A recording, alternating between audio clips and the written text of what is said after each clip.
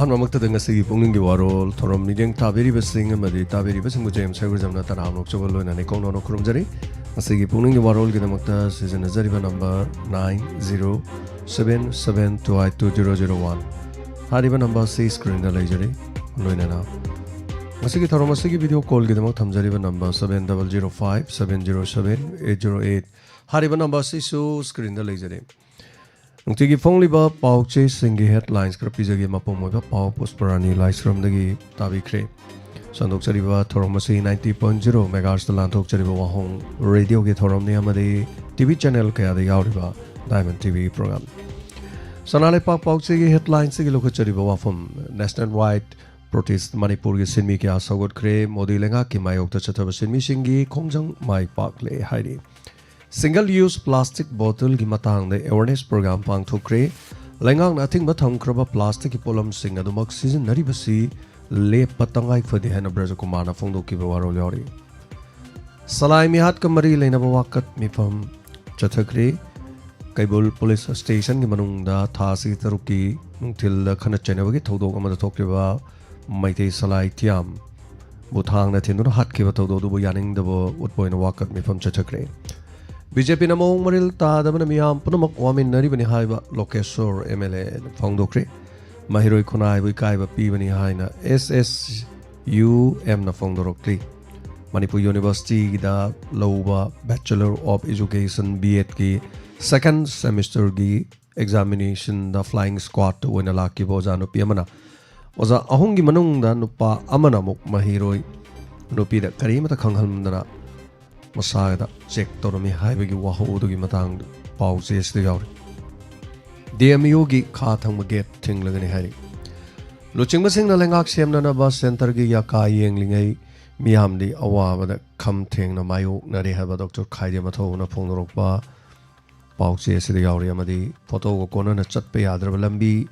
isingna thumjilaba mafam kya photo ko kona na uli school singda chingshobam akabagi photo thetpagi khongjang makhatana Sathari haiba wamagi warol amasu pauche sida yauri Lepak sin bathuna sathaki bajan strike ki manung jana thobal the state pensioners ing kongjang sangsin kre loina na bero vetra the c block ki manung jan ba liting khalda anganwadi center hangdo kre hari chengum maru puthong na bagi damak unit ama hang kre hari loina na tigi phong ba tonga tonga ba pauche kragi headlines muk tentang na pijari While Kati Pauche Sigi Cookie in Pina MLA Singh da detector wasi illegal ni cherak pi biya hena thado in Pina Fongdor Pawaro Yori Loinana Thado in Pigi Makada Legadori Pasi any Cookie tribe ki MLA Ohum Kaktani Haiba Waro Yor Loinana Mio Ohum COVID ki wena positive oiki SDZ index da any gi makok thong ba district khangat pata Manipur yaudre District Chama ka kuntra mathoi gi manung da Firjol na ta Chama ka tarani pan su da leire hari loina na Robinson yaw na pami ni pan da special journalist award pikre amadi Manipur police samada khud tharu bagi da mak maral sidaduna arama tengol gi tengoloi taruk police na fare Mahiroi Nupi Singh MU Yoza Singh makoi gi macha oram labadi karam torongani haina SSUM na Fongdorok Pawaro yawri Nong lep to ngasi nomini ni sida churok na turel gi imai ayam da warning level da chele hari loina na pau subo gi culture mangsing lakle pau su isai di hing lagle hori haiba warol masu yaw ga loina Bharat banna afam kya da chauna akai ba pikre haiba pau che sigi maroi pau de yawri loina na kangai pak ki mera gi headlines su IDP singa thuba matam na masa masa gi yumda hanjelana ba thorang lo khale haina governor amadi chief secretary na phongdo ki wafam minambani haina ke mega chandra na phongdo kle Delhi gi school sing the smart classroom sem na balo pa crore chamapan kai thokre loina na Mahiroi Nupi Singh da MU Yoza Singh machawaram lagadi kari torong mani pau che ya badal loina ma wafam se me yaur Oyelam pau se gi headlines tegi lokha chabada haingang da Congress na BJP bu pidrit thok na sai thakre si thakre loina na MLA kunthra ma thoi piu sana le pak kunthok ke hai ki balu chingba sahi taret makhai luching lamba da Manipur kari ohelam bage haina hana gi chemine sor okram mi bovina hanglapo wahang amasu pause si headline de yaw Manipur thogai na basilakpagi lalong da ngasi phibam si miyam mayung narukpani haina MP Bimol na phongdorok pawaro yauri loinana chahi taret chief minister leiramba hingang awat pa leiraroi khallubani adu ngasi di chaningai leitaba imong na pik thalle haina Sarat Chandra na phongdok pawaro yauri Imphal West ki deputy commissioner da hangba wahang taruk ke paukhum Imphal West da IDP mga loinana lising mga ga satret kuntraga ni toina relief camp kun ga mathoi da leiri July loirok da han boina resettle tawraba yai haina phongdorokli like paksin mathung na chathaki bajan and strike the Manipur is missing saru yakre Churachandpur dagi kangpopi tamna porokpa heroin kilogram lising aniga chamaga marpudra humdoi phare hari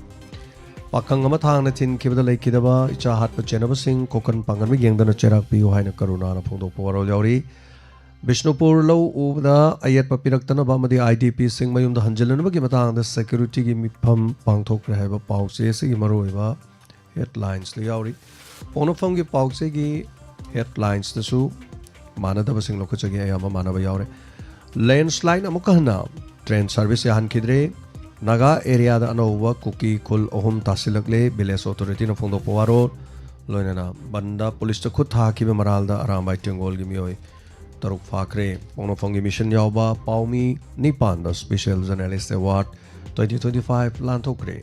Loinana, Inquiry Giming the Nathabi Haro and Sasumna, Fongdoropa, Warol Sior. Loinana Mapangi, Oiba Pau, the Rasiana Punkun, Marigimanum, the drone, Satret Kukunganipan, Madimatic Maya, Lerva Missile, Tarahundo Kapsindana, Ukraine, the Pax and the Landa Kre. Yamenge hoti na red sea da lag papot po bazah sing the attack chathaduna samudra gi irol nung da zahasa du lupan krehari loinana US na Ukraine da lan gi khulai pi ba thinglamba khodak gi Donald Trump na lok thokre loinana Europe ki sit taraga ni thoi rom da cheol amagi manung da sabad gi mio chani rom si krehari China ga lan theng na bangam na Taiwan gi lan arrive hokre amaram da Pakistan gi lan mi sing na Afghanistan da gi changshilak terrorist nipan hat krehari Yemenda lady bi Nimisa July Taraturukta Tori Yanduna Halagani Akopa Pau Diamond TV Wang Radio gi desu ko Sandok Chakiba India gi Kerala gi Yemenda nurse ki thabak tawduna lady bi Nimisa Priya Lagiba July gi Taraturukta Shiva gi Charak Fangduna Tori Yanduna hat kragni hari report adu gi matung ina nurse ki thabak tawri bi Nimisa Priya Haribinu PSC Yamenda English Singing Kunga Mathoida Nurse ki thabak tawba chakibani Mahakapuna thabak tawminabi Talal Kowi Nurse Nupi Amaga Clinic ama hangduna Laying nabagi thabak chataduna lakibani du 2016 da Makoini gi marakta khana chaina ba tawdok thoktuna police ta complaint fawa tawnaki loinana thabak tawminabada Talal police na faaduna thadol omatungda Nimisa gi passport losinduna Ot naibagi thabak chatharakudagi Nimisana talana mayai kawa truck kaptuna sianki haibagi maralda shibagi serakadu pikibani akopa pawasi marolda Diamond TV gi crime update ki series da Nimisa haiduna yawani loinana farsi tawgani haibadi yaithoktuna lakpadu July gi tang 13 laklibang asidagi numit 3 gi matungda Kerala dagi India Indian origin no PSC thoriya laga halagni hari Loinana Malemda dollar na ningthaw oiduna adumak laikhigan haina tramna laukthokpaga loinana BRICS ta yauri bale boxing da tarif to cha da chama thamlagni haiba wafam thamkhre loinana Kenya da sathariba anti government protest kontra ma thosigre chama ga sumna taret lona sok open nangkre changwa ga kontra ni thoi police na fajin kre Pakistan ge hane ge foreign minister hina Ravina terrorist singbo losin nanaba hona kre haiba paw ma su yauri Loina. Nasagi damakta di nungtigi pongliba pause singgi lautok chaba maroiba paw matanga silo sinjari loina na punama po hana na thagachari kogi number do call to view nasigi tonga ba platform ni panda miyangi togal tawjari ba dumba Diamond TV wahong radio gi thormasida mi tabiri basingbo hana na taramlok chari tonga ba platform sing the Manipur online radio loina na Kusem radio da so hari ba thoromasi miamna taba fangdigani game ko fangdigani GTPL cable da so hari ba channel se adom na TV gi set adom na dum game ga yawa gi kodong chabalai light TV cable network da so hari ba thorom se dum game ga yagni loina na YouTube platform diamond TV है चंग पुंग कुनमरी program उब फंगनी diamond TV की Facebook page थोरम live येंब फंगनी आइस कोंग होम चैनल 129 है चैनल येंब फंगनी लोन वाहोंग रेडियो थोरम संदोचब प्रोग्राम ताब फंगनी लोन SK TV मैम थोड़े खाना SK TV की प्लेटफॉर्म मियंग ताब फंगनी असी थोरम से तोंगा तोंगा कॉलर सरुक याबियो लोनना थोरम से अहम कॉल लुखचे हेलो हेलो सर तौजरबे तोकों खाकुना वार्ड नंबर 4 दगी कुमार सुभाष चंद्र मैती सर तापियो करे हबनी हेलो तापियो वजा ओजा अखोई ओजाना पाथोखिबा खबर दसु दुम ताजरे अखोई मणिपुर दा थोइबसिगी मतांग दai वफम अहुम खक्तम पुखचगे सा अखोई मणिपुर से हजिक तौरिबा राजनीति की चरांग नबा सु कांग्रेस सु बीजेपी सु पुनमक तोपीरो पुनबगी थबक से तोपीरो प्रजा अखोई ताबदा ngमक्त्रे अने थबक ओइना पांथोक पिगदौबा थबक तुम नियम चुना पांथोक पिरो हाइबसिमा अहानबदा थमजगे सर अदुगा अनि सुबदा अखोई सारना संदोक पिरेबे इंस्पेक्टर तय मतमसिगा यामना चुनाबा यामना चानाबा अखोई लाइ मगना फौदा सारनदी थागत पिगनो हाय अदुबो मसी मतांगसिदा थागत तब ngमदबदै थागत चरपनि सर आई ngasi फौबदा सुगुम्बा वाफमदै थागत चबबु आई फोंदोक चरक्तबनि अदुबु ngasiदी आई थमोय नुंसिदा यामना नुंसिजबा ngasi सारगी इंस्पेक्टर तयगी रोल अमा इतारुबदा मित्तगी पितागी खंगौदबा अदुगा इरमदा मणिपुर सिदा थोइबा क्राइसिस सिंगिदासु यामना चानाबा अदुगा हंदक अखोई नारायण सेनादा लेबा ओजा तप्ताना पुथोखिबा उकिलेन गी हंदक अनौब अमा फोंखिबा सिसु यामना मणिपुरदा यामना चानाबा अदुगा ओजानी की वखलोन अमसुंग ओजानी की कोकसे अखोइना यामना मैतै मचा अमा ओइना तमजनिंगाय ओइबगी फिबम अमदा लाकपदगी अइना सारबसु थागतरपनि अदुगा अहुम सुबा वाफमदा हाइजनिंगिबसि अखोइगी हंदक थांगदा लम कोइबा लाकपा हाइबा तारे इचासिंग थांग थिलगा हानखिबगी मतांग सिजु आई वाफम खितंग थमजगे सर मसीगुम्बा क्राइम सिंगसि जामना मणिपुर सिदा थोलखिगनी हाइना आई अहानबा मुक्तदा थमजगे बसा जुमदगी होइबा सि ममा मपा ओइबे सिंगना मचा हिंदू जिंग थनबिगदबनी करिनो इचासिना सेलिबा ड्रेसना करमबनो अदगी माना चलीबसिना कराइदनो कनागा चक्कदोरिबनो हाइबसि अमता जनबिदबा ममा ओइबिसिंगना मपा ओइबिसिंगनासु इचाना सेट ड्रेसता मसे पाने हेनसु हरकनी एंगंदसु मसिगी वफमजे पालुबम तम मदु आई पानजबई वा आइना यामना जिंगसिनदरबई वासु नति कोइ मैते मोरगदि मैते कल्चरदा जनमिनना शेरगदि मैते पिजे सेटपियो नुपी मचा आमने दिन खुंगाउ सेजले मसी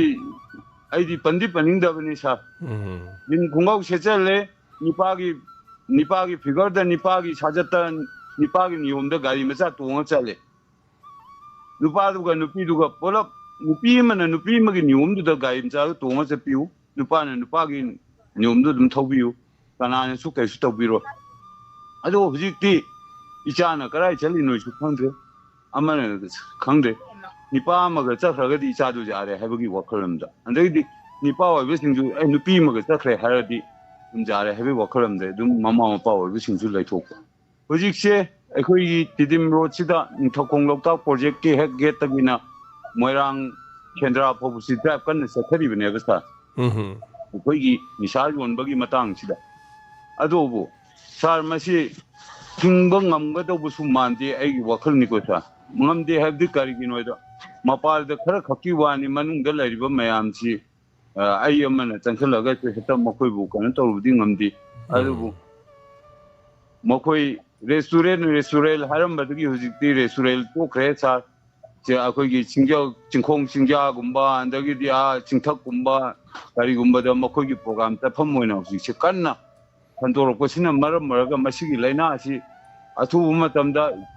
मुथलौबा गाड़ी मता थौरिबा ꯏꯆꯥꯁꯤꯡꯁꯨ ꯅꯪꯒꯤ ꯅꯤꯌꯣꯝ ꯆꯨꯝꯅ ꯊꯧ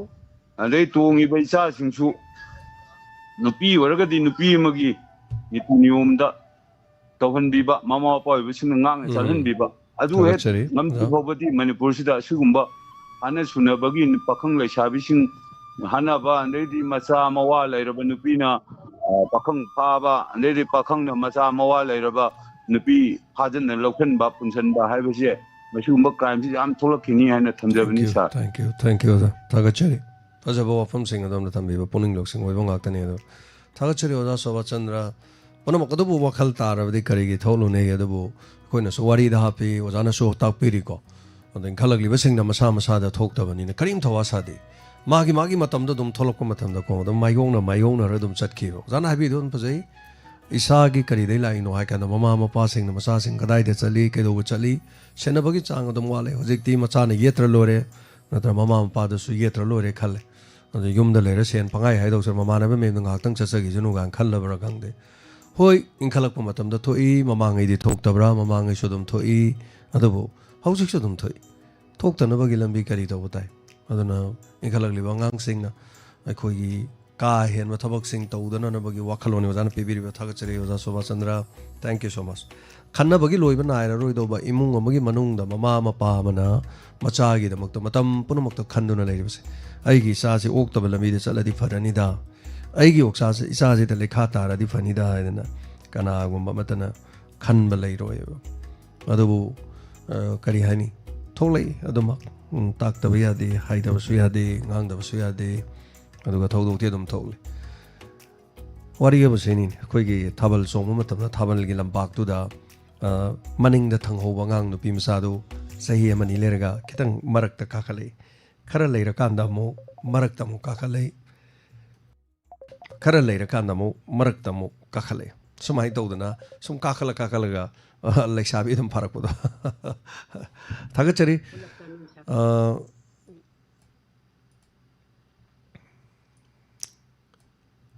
हेलो मैडम तापियो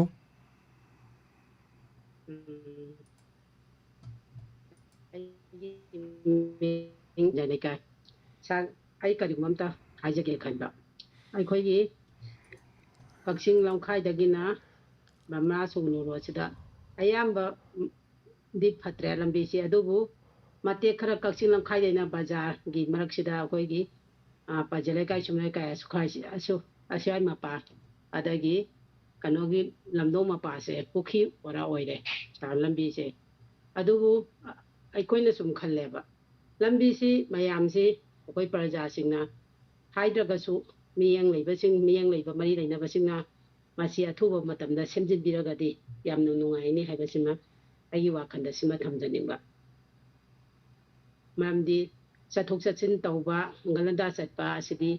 इस्टेट हाईवे निना अयुकी नुथिंगी नुमदांगी अदो हाना मरक खरा रिपेयरिंग तौबने दना तौरमे थानिउमसे याम नुंगाइना चलमे थानिउम कुइदे थानिउम खरा नुंगाइरमे अदुबु ngasi tara kunni si tha amuk pharak tawre masi pura pukhi ole ado masi agi wakhandadi masi akoi mai daina besina su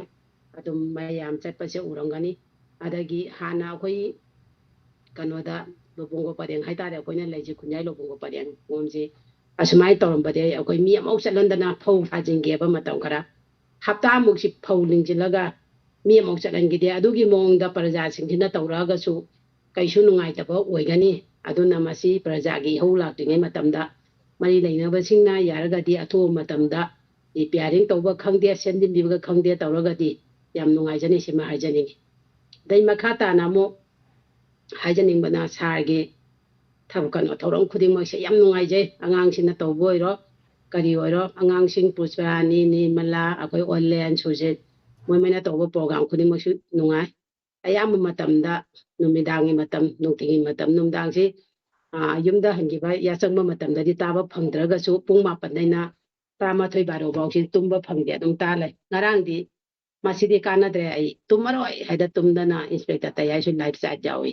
nan makhaidi delhi di tajai adobu ai ayukta oina office ta lapagi hangba tanja yenga sumta yam nungai gare sargi inspector tayaisi jo tagachari madam aduga amana amana ꯏꯁꯩꯁꯤ ꯑꯩ ꯁꯛꯄꯗꯤ ꯍꯩꯇꯦꯕ ꯁꯥꯔ ꯍꯩꯇ꯭ꯔꯒꯁꯨ ꯃꯤꯌꯥꯝ ꯃꯔꯛꯇ ꯇꯤꯟꯅꯤꯡꯗꯅ ꯅꯍꯥꯟ ꯅꯣꯡꯃꯥꯏꯖꯤꯡ ꯅꯨꯃꯤꯠꯀꯤ ꯑꯍꯜꯂꯣꯟꯒꯤꯁꯨ ꯍꯦꯛ ꯍꯧꯕꯗꯒꯤ ꯅꯝꯕꯅꯦ ꯈꯨꯄꯤꯁꯤ ꯇꯦꯛꯀꯦ ꯇꯧꯔꯦ ꯐꯣꯟ ꯑꯅꯤꯕꯨ ꯄꯥꯔꯒ ꯅꯝꯕꯅꯦ ꯑꯩ ꯐꯣꯟ ꯑꯃꯅ ꯑꯅꯤ ꯊꯝꯃꯒ ꯑꯃꯅ ꯍꯦꯛ ꯕ꯭ꯌꯨꯖꯤ ꯍꯥꯏꯔꯛꯄꯒ ꯑꯃꯗꯨ ꯊꯛ ꯃꯨꯊꯛ ꯑꯃꯃꯨꯛ ꯅꯝꯕ ꯑꯃꯒꯤ ꯃꯊꯪꯗ ꯑꯃ ꯅꯝꯕ ꯇꯝ ꯐꯪꯗ꯭ꯔꯦ ꯅꯨꯡꯗꯥꯡ ꯏꯁꯩ ꯁꯛꯅꯁꯤ ꯍꯥꯏꯕꯁꯤꯗꯁꯨ ꯅꯝꯃꯦ ꯉꯁꯤ ꯉꯥꯡꯁꯦ ꯇꯨꯝꯗꯃꯩ ꯑꯩ ꯃꯁꯤꯗꯗꯤ ꯇꯧꯔꯒꯦꯗ ꯄꯨꯡ ꯑꯩꯈꯣꯏꯗꯤ 9:30 ꯃꯥꯄꯜ ꯑꯁ꯭ꯋꯥꯏ ꯆꯥꯛꯆꯥ ꯇꯣꯛꯏ ꯆꯥꯛꯆꯥ ꯇꯣꯛꯄꯗ ꯑꯩ ꯏꯁꯩ ꯁꯛꯅꯁꯤ ꯑꯃꯨꯛꯇꯪꯗꯤ ꯑꯩ ꯈꯣꯟ ꯐꯠꯇ꯭ꯔꯁꯨ ꯃꯌꯥꯝ ꯃꯔꯛꯁꯤ ꯇꯤꯟꯕ ꯌꯥꯎꯕ ꯉꯝꯕ꯭ꯔꯥ ꯌꯦꯡꯒꯦꯗꯅ ꯑꯩꯒꯤ ꯍꯣꯠꯅꯖꯕꯅꯤ ꯉꯝꯗꯦ ꯑꯗꯨ ꯁꯥꯔ ꯍꯣꯏꯗ ꯑꯩꯈꯣꯏꯅ ꯍꯪꯖꯅꯤꯡꯕꯅ ꯑꯩꯈꯣꯏꯅꯗꯤ ꯇꯣꯏꯅ ꯐꯣꯟꯁꯦ ꯇꯧꯗ꯭ꯔꯕꯅꯤꯅ ꯄ꯭ꯔꯦꯛꯇꯤꯁ ꯂꯩꯇꯕꯒꯤꯔ ꯀꯔꯝꯕ ꯃꯇꯝꯗ ꯀꯔꯝꯕ ꯇꯟꯖꯥꯗ ꯐꯣꯟꯁꯦ ꯇꯧꯔꯒ ꯐꯪꯒꯗꯧꯅꯣ ꯁꯤꯅꯤ ꯑꯗꯨꯒꯨꯝꯕꯒꯤ ꯅꯤꯌꯣꯝ ꯑꯝꯇ ꯂꯩꯇꯦ ꯐꯣꯟ ꯇꯧꯕꯒꯤ ꯅꯤꯌꯣꯝ ꯑꯗꯨꯅ ꯇ꯭ꯔꯥꯏ ꯑꯗꯨꯝ ꯇꯧꯕꯤꯌꯨ ꯐꯣꯟ ꯁꯨꯃꯥꯏꯅ ꯇꯧꯒꯗꯕꯅꯤ ꯁꯤꯒꯨꯝꯕ ꯄꯨꯡ ꯑꯁꯨꯛꯇ ꯇꯧꯔ ꯐꯣꯟ ꯐꯪꯗꯧꯅꯤ ꯍꯥꯏꯕ ꯂꯩꯇꯦ ꯑꯗꯨꯒꯨꯝꯕꯒꯤꯗꯤꯀꯣ ꯁꯔꯨ ꯑꯗꯨꯝ ꯌꯥꯕꯤꯌꯨ ꯃꯦꯗꯥꯝ ꯍꯣꯏ ꯍꯣꯏ ꯇ꯭ꯔꯥꯏ ꯑꯗꯨꯝ ꯇꯧꯕꯤꯌꯨ ꯑꯁꯤꯁꯨ ꯑꯩꯅ ꯄꯨꯛꯅꯤꯡ ꯋꯥꯔꯣꯟꯁꯤ ꯉꯁꯥꯏ ꯁꯥꯔꯅ ꯈꯕꯔ ꯄꯥꯕ ꯂꯣꯏꯔꯝꯗꯥꯏꯗꯩ ꯅꯝꯃ ꯇꯧꯕꯁꯤꯗ ꯃꯤ ꯑꯃ ꯍꯥꯟꯅ ꯑꯣꯛꯊꯣꯛꯈ꯭ꯔꯦ ꯍꯣꯏ ꯍꯣꯏ ꯑꯩꯒꯤ ꯍꯣꯏ ꯃꯔꯧ ꯍꯣꯔꯤꯉꯩ ꯇꯟꯖꯥꯗ ꯑꯗꯒꯤ ꯃꯁꯤ ꯀꯥꯟꯅꯗꯦ ꯑꯩ ꯌꯥꯎꯗꯗꯤ ꯌꯥꯎꯔꯒꯦꯗ ꯋꯥꯆꯞꯇ ꯑꯣꯏꯅ ꯇꯧꯔꯛꯄꯅꯦ ꯊꯥꯒꯠꯆꯔꯤ ꯑꯩꯅ ꯍꯧꯖꯤꯛ ꯃꯦꯗꯥꯝ ꯇꯧꯔꯛꯏꯁꯦ ꯊꯦꯡꯛ ꯌꯨ ꯁꯣ ꯃꯆ ꯌꯥꯝ ꯅꯨꯡꯉꯥꯏꯖꯔꯦ ꯊꯥꯒꯠꯆꯔꯤ ꯊꯧꯔꯝ ꯁꯔꯨꯛ ꯌꯥꯕꯤꯔꯛꯄ ꯑꯁꯤꯒꯤꯗꯃꯛ ꯑꯗꯨꯒ ꯇ꯭ꯔꯥꯏ ꯇꯧꯕꯤꯌꯨ ꯑꯗꯨꯝ ꯁꯣꯏꯗꯅ ꯐꯪꯖꯔꯛꯆꯅꯤ ꯑꯗꯣ ꯀꯔꯝꯕ ꯃꯇꯝꯗ ꯐꯪꯒꯗꯒꯦ ꯍꯥꯏꯕ ꯊꯣꯏꯅ ꯂꯩꯇꯦ ꯀꯣꯜ ꯍꯥꯡꯕ ꯃꯇꯝꯗꯅꯤ ꯂꯥꯛꯀꯗꯧꯔꯤꯁꯦ ꯑꯗꯨꯅ ꯀꯣꯜ ꯇꯧꯕ ꯍꯩꯕꯒꯤ ꯇꯥꯟꯖꯥ ꯑꯃꯁꯨ ꯂꯩ ꯃꯤꯅ ꯋꯥꯔꯤ ꯁꯥꯟꯅꯔꯤꯉꯩꯗꯗꯤ ꯀꯣꯜ ꯁꯨꯡꯇꯧ ꯇꯧꯕꯤꯔꯣꯅꯨ ꯀꯣꯜꯗꯣ ꯍꯦꯛ ꯊꯝꯈꯤꯕꯒ ꯃꯄꯥ ꯆꯥꯅꯅ ꯑꯗꯨꯋꯥꯏꯗꯣ ꯀꯣꯜ ꯇꯧꯕꯤꯒꯗꯕꯅꯤ ꯑꯗꯨꯅ ꯑꯗꯨꯋꯥꯏꯒꯤ ꯃꯄꯥꯗꯨꯗ ꯑꯣꯏꯅ ꯇꯧꯕꯤꯔꯣ ꯍꯥꯏꯗꯅ ꯍꯥꯏꯖꯔꯤ ꯊꯥꯒꯠꯆꯔꯤ ꯊꯧꯔꯝꯁꯤꯗ ꯁꯔꯨꯛ ꯌꯥꯕꯤꯕ ꯃꯊꯪꯒꯤ ꯀꯣꯂꯔꯗ ꯈꯨꯗꯣꯡꯆꯥꯕ ꯄꯤꯖꯔꯤ ꯁꯔꯨꯛ ꯌꯥꯕꯤꯌꯨ ꯑꯗꯣꯝꯁꯨ ꯐꯣꯡꯗꯣꯛꯄꯤꯌꯨ ꯁꯟꯗꯣꯛꯆꯔꯤꯕ ꯊꯧꯔꯝꯒꯤ ꯃꯇꯥꯡꯗ ꯑꯗꯨꯒ ꯑꯗꯣꯝꯒꯤ ꯄꯨꯛꯅꯤꯡꯗ ꯐꯥꯎꯔꯛꯄ ꯑꯋꯥꯕ ꯅꯨꯡꯉꯥꯏꯕ ꯃꯌꯥꯝ ꯑꯩꯈꯣꯏ ꯈꯪꯃꯤꯟꯅꯁꯤ ꯑꯩꯈꯣꯏ ꯃꯦꯝꯕꯔ ꯃꯔꯤ ꯑꯩꯈꯣꯏꯒꯤ ꯄꯨꯟꯕ ꯐꯦꯃꯤꯂꯤꯒꯤ ꯃꯦꯝꯕꯔ ꯍꯥꯏꯇꯥꯔꯦ ꯊꯣꯏꯗꯣꯛ ꯍꯦꯟꯗꯣꯛꯅ ꯗꯣꯅꯔ ꯌꯥꯎꯕ ꯌꯥꯎꯗꯕꯀꯣ ꯑꯩꯈꯣꯏꯒꯤ ꯃꯦꯝꯕꯔꯁꯤꯡꯒꯤ ꯑꯋꯥ ꯑꯅꯥꯒꯤ ꯑꯩꯈꯣꯏꯅ ꯉꯝꯖꯕ ꯃꯇꯦꯡ ꯈꯔ ꯁꯨꯝ ꯄꯥꯡꯈꯤꯕꯒꯤ ꯈꯣꯡꯆꯠ ꯑꯃ ꯍꯥꯏꯇꯥꯔꯦ ꯈꯣꯡꯆꯠꯇꯨꯒꯤ ꯚꯤꯗꯤꯑꯣꯅꯤ ꯃꯌꯥꯝꯗ ꯅꯥꯀꯟꯗ ꯎꯠꯆꯔꯤꯕꯁꯤ ꯂꯩꯕ ꯂꯩꯇꯕ ꯑꯩꯈꯣꯏ ꯃꯌꯥꯝ ꯑꯔꯩꯕ ꯈꯔ ꯑꯉꯝ ꯈꯥꯏꯅꯔꯒ ꯃꯇꯦꯡ ꯄꯥꯡꯖꯕꯗꯨꯅꯤ ꯅꯨꯡꯁꯤꯖꯗꯅ ꯍꯣꯠꯅꯖꯔꯤꯕꯅꯤ ꯑꯗꯨꯅ ꯄꯥꯡꯒꯩꯒꯤ ꯏꯃꯥ ꯑꯆꯧꯕꯤꯒꯤ ꯌꯨꯝꯗꯅꯤ ꯁꯤꯅ ꯑꯍꯥꯟꯕ ꯆꯠꯈꯤꯕꯁꯦ ꯑꯗꯨꯒꯤ ꯚꯤꯗꯤꯑꯣꯗꯨꯅꯤ ꯃꯌꯥꯝ ꯍꯜꯂꯣ ꯍꯜꯂꯣ ꯃꯤꯡꯒ ꯂꯩꯐꯝꯒ ꯍꯥꯏꯕꯤꯌꯨ ꯑꯩ ꯀꯋꯥꯗꯒꯤꯅꯦ ꯑꯩꯒꯤ ꯃꯤꯡꯅ ꯔꯣꯁꯅꯤ ꯀꯧꯋꯦ ꯑꯗꯣ ꯑꯩ ꯀꯩꯒꯨꯝꯕ ꯑꯝꯇ ꯍꯥꯏꯖꯒꯦ ꯇꯧꯕꯅꯤꯗ ꯔꯣꯁꯅꯤ ꯇꯔꯥꯝꯂꯛꯆꯔꯤ ꯑꯗꯣ ꯌꯨꯇ꯭ꯌꯨꯕꯂ ꯀꯔꯤꯅꯣ ꯁꯥꯎꯟꯗꯣ ꯈꯤꯇꯪ ꯂꯩꯊꯕꯤꯔꯣ ꯀꯣ ꯔꯦꯗꯤꯑꯣ ꯑꯗꯨꯒ ꯇꯥꯛꯄꯤꯔꯛꯑꯣ ꯍꯥꯏꯕꯤꯌꯨ ꯑꯩ ꯀꯩꯒꯨꯝꯕ ꯋꯥꯐꯝ ꯑꯃꯈꯛꯇ ꯐꯣꯡꯗꯣꯛꯆꯒꯦ ꯇꯧꯕꯅꯤꯗ ꯑꯩ ꯊꯃꯣꯏꯗ ꯁꯨꯝ ꯆꯥꯛꯑꯒ ꯂꯩꯕꯗꯣ ꯍꯥꯏꯕꯤꯌꯨ ꯍꯥꯏꯕꯤꯌꯨ ꯑꯗꯨꯗꯤ ꯀꯩ ꯍꯥꯏꯇꯥꯔꯦ ꯃꯅꯤꯄꯨꯔꯗꯒꯤ ꯃꯄꯥꯟ ꯂꯝꯗ ꯅꯤꯉꯣꯜ ꯃꯌꯨꯝ ꯄꯥꯜꯂꯒ ꯂꯩꯕ ꯍꯥꯏꯇꯥꯔꯦ ꯍꯧꯖꯤꯛꯀꯤ ꯃꯐꯝꯗꯨꯁꯨ ꯑꯗꯨꯝ ꯍꯥꯏꯖꯔꯛꯀꯦꯕ ꯃꯦꯘꯥꯂꯤꯌꯥ ꯆꯤꯔꯥꯄꯨꯟꯁꯤ ꯃꯈꯥ ꯕꯥꯏꯔꯣꯡ ꯒ꯭ꯂꯥꯒꯣꯟ ꯑꯅ ꯍꯥꯏꯔꯤꯕ ꯂꯝꯗꯣ ꯑꯗꯩꯗꯨꯗ ꯃꯄꯥꯟ ꯂꯝꯗꯨꯗ ꯃꯩꯇꯩ ꯇꯥꯏꯌꯦꯕꯀꯣ ꯑꯗꯨ ꯃꯩꯇꯩ ꯇꯥꯕꯁꯤꯡꯗꯨꯗ ꯃꯅꯤꯄꯨꯔꯗꯒꯤ ꯃꯩꯇꯩ ꯃꯆꯥ ꯈꯔ ꯃꯌꯨꯝ ꯄꯥꯟꯕ ꯍꯥꯏꯇꯥꯔꯦꯀꯣ ꯖꯤꯔꯤꯗꯒꯤ ꯃꯅꯤꯄꯨꯔꯗꯒꯤ ꯑꯗꯨ ꯍꯥꯏꯔꯤꯕ ꯃꯤꯁꯤꯡꯁꯦ ꯃꯐꯝꯗꯨꯗ ꯂꯩꯕ ꯅꯨꯄꯥꯁꯤꯡꯁꯦ ꯀꯩ ꯍꯥꯏꯇꯥꯔꯦ ꯐꯕꯕꯨꯗꯤ ꯐꯩ ꯍꯥꯏꯕꯕꯨ ꯃꯣꯏꯁꯤ ꯌꯥꯝꯅ ꯉꯥꯎꯁꯤꯟꯅꯕ ꯅꯨꯄꯤ ꯂꯣꯟꯕ ꯅꯨꯄꯤꯒꯤ ꯀꯩꯅꯣ ꯌꯥꯝꯅ ꯇꯧꯕ ꯍꯥꯏꯇꯥꯔꯦ ꯑꯗꯨꯗꯨꯅ ꯅꯨꯄꯤꯁꯤꯡꯗꯨꯅ ꯃꯃꯥ ꯃꯄꯥꯗꯁꯨ ꯈꯪꯍꯟꯅꯤꯡꯗꯕ ꯂꯝ ꯂꯥꯞꯄꯅꯤꯅ ꯋꯥꯅꯁꯨ ꯂꯩꯕ ꯑꯗꯒꯤ ꯃꯣꯏꯒꯤ ꯅꯨꯡꯉꯥꯏꯇꯕ ꯄꯦꯟꯗꯕꯗꯣ ꯐꯣꯡꯗꯣꯛꯐꯝꯁꯨ ꯂꯩꯇꯕ ꯌꯥꯝ ꯋꯥꯅ ꯂꯩꯖꯕ ꯍꯥꯏꯇꯥꯔꯦ ꯑꯁꯤꯁꯦ ꯀꯩꯒꯨꯝꯕ ꯑꯩꯅ ꯗꯥꯏꯃꯟ ꯇꯤꯚꯤꯒꯤ ꯐꯣꯟ ꯇꯧꯕ ꯈꯨꯊꯥꯡꯁꯤꯗ ꯇꯥꯕꯤꯕ ꯍꯥꯏꯗꯤ ꯃꯅꯨꯡ ꯃꯄꯥꯟꯒꯤ ꯃꯤꯑꯣꯏꯁꯤꯡꯅ ꯃꯇꯦꯡ ꯄꯥꯡꯕꯤꯔꯒꯗꯤ ꯑꯩꯉꯣꯟꯗ ꯌꯥꯝ ꯍꯔꯥꯎꯖꯒꯗꯕ ꯍꯥꯏꯇꯥꯔꯦ ꯅꯨꯡꯉꯥꯏꯖꯒꯗꯕ ꯍꯥꯏꯇꯥꯔꯦ ꯀꯔꯤꯒꯤꯅꯣ ꯃꯔꯨ ꯑꯣꯏꯅ ꯏꯃꯨꯡ ꯃꯅꯨꯡꯒꯤ ꯃꯤ ꯌꯥꯎꯈ꯭ꯔꯕꯣ ꯑꯗꯨꯋꯥꯏꯗ ꯑꯗꯨꯒꯨꯝꯕ ꯊꯕꯛ ꯇꯧꯕꯗ ꯏꯃꯨꯡ ꯃꯅꯨꯡꯒꯤ ꯃꯤꯗꯒ ꯅꯠꯇꯦ ꯑꯩꯈꯣꯏ ꯏꯁꯥꯒꯤ ꯌꯨꯝꯗꯁꯨ ꯑꯗꯨꯝ ꯊꯣꯛꯑꯦ ꯑꯗꯒꯤ ꯑꯩ ꯏꯁꯥꯗꯁꯨ ꯑꯗꯨꯝ ꯊꯣꯛꯑꯦ ꯑꯗꯨ ꯌꯥꯝ ꯅꯨꯡꯉꯥꯏꯖꯗꯕ ꯍꯥꯏꯇꯥꯔꯦ ꯅꯨꯄꯤꯁꯤꯡꯁꯤꯅ ꯍꯥꯏꯕꯁꯨ ꯉꯝꯗꯕ ꯍꯥꯏꯗꯣꯛꯄꯁꯨ ꯌꯥꯗꯕ ꯑꯗꯒꯤ ꯃꯋꯥꯅ ꯊꯧꯁꯥꯕꯤꯔꯛꯇꯕ ꯌꯥꯝ ꯋꯥꯅ ꯂꯦꯟꯖꯕꯗꯣ ꯑꯗꯩ ꯂꯝ ꯂꯥꯞꯄꯅꯤꯅ ꯃꯃꯥ ꯃꯄꯥꯅꯁꯨ ꯆꯠꯂꯒ ꯀꯩꯁꯨ ꯇꯧꯕꯁꯨ ꯉꯝꯗꯕ ꯑꯗꯨꯃꯥꯏꯅ ꯇꯧꯔꯒ ꯅꯨꯄꯤꯁꯤꯡꯁꯦ ꯌꯥꯝ ꯋꯥꯅ ꯂꯦꯟꯕ ꯍꯥꯏꯇꯥꯔꯦ ꯅꯨꯄꯤꯁꯦ ꯑꯃꯅꯤꯗꯒ ꯅꯠꯇ꯭ꯔꯦꯕ ꯑꯅꯝꯕꯅ ꯂꯣꯏ ꯇꯧꯔꯦꯕ ꯍꯧꯖꯤꯛꯀꯤ ꯆꯤꯔꯥꯄꯨꯟꯁꯤ ꯃꯈꯥ ꯕꯥꯏꯔꯣꯡ ꯂꯥꯒꯣꯜ ꯍꯥꯏꯔꯤꯕ ꯈꯨꯟꯁꯤꯗ ꯂꯩꯕ ꯃꯤꯁꯤꯡꯁꯦ ꯑꯗꯨꯅ ꯑꯩꯅ ꯌꯥꯝꯅ ꯅꯨꯡꯉꯥꯏꯖꯗꯕ ꯍꯥꯏꯇꯥꯔꯦ ꯑꯗꯨ ꯅꯨꯡꯉꯥꯏꯖꯗꯕꯗꯣ ꯁꯨꯝ ꯀꯅꯥꯒꯨꯝꯕ ꯃꯤꯑꯣꯏꯁꯤꯡꯅ ꯇꯥꯕꯤꯔꯒꯗꯤ ꯑꯗꯨꯗꯤ ꯑꯩꯅ ꯍꯥꯏꯁꯦ ꯃꯇꯦꯡ ꯈꯤꯇ ꯄꯥꯡꯕꯤꯔꯒꯗꯤ ꯃꯐꯝꯗꯨꯗ ꯂꯩꯕ ꯃꯤꯁꯤꯡꯗꯣ ꯋꯥꯈꯜ ꯇꯥꯍꯟꯕꯤꯗꯅ ꯈꯣꯠꯍꯟꯕꯤꯗꯅ ꯇꯧꯕꯤꯔꯗꯤ ꯌꯥꯝ ꯅꯨꯡꯉꯥꯏꯖꯅꯤ ꯍꯥꯏꯅꯤꯡꯕ ꯍꯥꯏꯇꯥꯔꯦ ꯑꯩꯅ ꯑꯗꯨꯅꯤꯗ ꯑꯇꯩꯗꯤ ꯀꯩꯁꯨ ꯊꯣꯏꯗꯣꯛꯄꯗꯤ ꯍꯥꯏꯅꯤꯡꯉꯥꯏ ꯂꯩꯇꯦ ꯌꯥꯝ ꯄꯦꯟꯖꯗꯕ ꯍꯥꯏꯇꯥꯔꯦ ꯍꯣꯏ ꯅꯨꯡꯉꯥꯏꯖꯗꯕ ꯍꯣꯏ ꯍꯥꯏꯇꯥꯔꯦ ꯊꯣꯛꯂꯤꯕ ꯃꯐꯝꯗꯨꯗ ꯂꯩꯕ ꯅꯨꯄꯥꯁꯤꯡꯗꯨꯅ ꯇꯧꯕꯁꯤꯡꯗꯣ ꯎꯝ ꯃꯩꯇꯩ ꯑꯃ ꯑꯣꯏꯔꯒ ꯃꯩꯇꯩꯒꯤ ꯖꯥꯇꯤꯗꯣ ꯍꯨꯟꯗꯣꯛꯑꯒ ꯑꯇꯣꯞꯄ ꯖꯥꯇꯤ ꯂꯧꯕ ꯑꯇꯣꯞꯄ ꯖꯥꯇꯤꯗ ꯀꯩꯅꯣ ꯇꯧꯕ ꯑꯗꯨꯒ ꯏꯁꯥꯒꯤ ꯖꯥꯇꯤꯕꯨꯅ ꯅꯝꯊꯔꯒ ꯊꯝꯕꯒꯤ ꯇꯥꯏꯞꯇ ꯊꯝꯕꯤꯕ ꯍꯥꯏꯇꯥꯔꯦ ꯅꯨꯄꯤꯁꯤꯡꯁꯦ ꯑꯣꯀꯦ ꯌꯥꯝ ꯅꯨꯡꯉꯥꯏꯖꯗꯕ ꯍꯥꯏꯇꯥꯔꯦ ꯑꯗꯨꯅ ꯃꯔꯝ ꯑꯣꯏꯔꯀꯥꯟꯗ ꯃꯔꯤ ꯂꯩꯅꯕꯅ ꯑꯗꯨ ꯑꯃꯨꯛꯇꯪ ꯌꯦꯡꯁꯤꯟꯕꯤꯔꯗꯤ ꯅꯨꯡꯉꯥꯏꯅꯤ ꯁꯤꯅꯤꯀꯣ ꯁꯣꯝꯒꯤ ꯋꯥꯈꯜꯂꯣꯟꯁꯦ ꯍꯣꯏ ꯑꯩꯅ ꯈꯟꯖꯔꯤꯁꯦ ꯑꯗꯨꯅꯤ ꯑꯗꯨ ꯃꯔꯤ ꯂꯩꯅꯕꯁꯤꯡꯁꯤꯅ ꯑꯝꯇꯪ ꯃꯤꯠꯌꯦꯡ ꯆꯪꯕꯤꯔꯒꯗꯤ ꯌꯥꯝ ꯅꯨꯡꯉꯥꯏꯖꯅꯤ ꯍꯥꯏꯇꯥꯔꯦ ꯊꯥꯒꯠꯆꯔꯤ ꯏꯆꯜ ꯍꯣꯏ ꯋꯥꯐꯝꯁꯤ ꯃꯔꯤ ꯂꯩꯅꯕ ꯇꯥꯕꯤꯕ ꯑꯣꯏꯁꯅꯨ ꯍꯥꯏꯇꯥꯕꯅꯤꯅꯦꯀꯣ ꯑꯩꯈꯣꯏꯒꯤꯗꯤ ꯌꯥꯝ ꯅꯨꯡꯉꯥꯏꯇꯕ ꯏꯃꯨꯡ ꯃꯅꯨꯡꯗ ꯂꯩꯔꯤꯕ ꯅꯨꯄꯤ ꯃꯥꯒꯤ ꯂꯣꯏꯅꯕꯤꯁꯤ ꯊꯋꯥ ꯁꯥꯔꯛꯇꯕ ꯑꯗꯨꯒ ꯇꯣꯉꯥꯟꯕ ꯂꯝꯆꯠ ꯑꯃꯗ ꯂꯩꯈꯤꯕ ꯍꯥꯏꯕ ꯇꯥꯔꯦ ꯃꯗꯨꯒꯨꯝꯕꯗꯨꯗ ꯃꯐꯝ ꯑꯗꯨꯗ ꯀꯅꯥꯅ ꯆꯠꯂ ꯉꯥꯡꯉꯨꯅꯤ ꯀꯅꯥꯅ ꯆꯩꯔꯨꯅꯤ ꯁ꯭ꯋꯥꯏꯗ ꯑꯅꯛꯄꯁꯨ ꯅꯠꯇꯕꯅꯤꯅꯀꯣ ꯃꯣꯏꯅ ꯇꯧꯅꯤꯡꯕꯗ ꯇꯧ ꯂꯩꯕꯗꯣ ꯍꯥꯏꯇꯥꯔꯦ ꯊꯥꯒꯠꯆꯔꯤ ꯏꯆꯟꯒꯤ ꯋꯥꯐꯝꯁꯤ ꯃꯔꯤ ꯂꯩꯅꯕꯁꯤꯡꯅ ꯇꯥꯕꯤꯕ ꯑꯣꯏꯁꯅꯨ ꯍꯥꯏꯖ ꯇꯥꯔꯦ ꯀꯣ ꯊꯥꯒꯠꯆꯔꯤ ꯏꯃꯥ ꯑꯆꯧꯕꯤꯒꯤ ꯃꯆꯥꯅꯨꯄꯥꯅꯤ ꯑꯗꯣꯝꯗ ꯂꯩꯖꯦ ꯃꯃꯤꯡ ꯕꯥꯕꯨ ꯀꯧꯏ ꯐꯝꯃꯤꯁꯦ ꯃꯥꯁꯦ ꯃꯃꯤꯠ ꯎꯖꯗꯕꯅꯤ ꯑꯩꯒꯤ ꯅꯥꯀꯟꯗ ꯐꯝꯃꯤꯁꯦ ꯃꯤꯠ ꯎꯗꯦ ꯃꯤꯠꯁꯦ ꯁꯨꯡ ꯎꯖꯗꯕ ꯍꯥꯏꯇꯥꯔꯦ ꯑꯗꯣ ꯃꯥꯅ ꯔꯦꯗꯤꯑꯣꯁꯦ ꯑꯦꯔꯤꯌꯦꯜ ꯑꯃ ꯇꯧꯔꯒ ꯄꯨꯛꯅꯤꯡꯒꯤ ꯋꯥꯔꯣꯜꯁꯦ ꯁꯧꯅ ꯁꯧꯔꯒ ꯇꯥꯕꯗꯨꯅꯦꯕ ꯄꯥꯡꯒꯩꯗ ꯇꯧꯔꯤꯁꯦ ꯑꯗ ꯄꯥꯡꯒꯩꯔꯣꯝꯁꯦ ꯍꯥꯟꯅꯗꯤ ꯑꯩꯅ ꯁꯤꯗꯒꯤ ꯀꯩꯅꯣꯗ ꯊꯥꯕꯗ ꯄꯨꯈꯥꯎꯒꯁꯦ ꯐꯥꯔꯝꯃꯤꯅꯦꯕꯀꯣ ꯑꯗꯣ ꯃꯄꯥ ꯆꯞ ꯆꯥꯔꯀꯥꯟꯗ ꯃꯌꯦꯛ ꯁꯦꯡꯅ ꯑꯗꯨꯝ ꯐꯥꯔꯝꯃꯤ ꯑꯗꯣ ꯑꯩ ꯑꯦꯟꯇꯦꯅꯥ ꯁꯦꯝꯈꯤꯅꯤ ꯁꯦꯡꯕ ꯌꯥꯝ ꯀꯟꯅ ꯁꯦꯡꯗꯕꯀꯣ ꯅꯝꯗꯅ ꯈꯖꯤꯛꯇ ꯑꯣꯏꯔꯁꯨ ꯇꯥꯍꯟꯅꯅꯕ ꯍꯥꯏꯗꯅ ꯌꯥꯝ ꯀꯟꯅ ꯑꯩꯁꯨ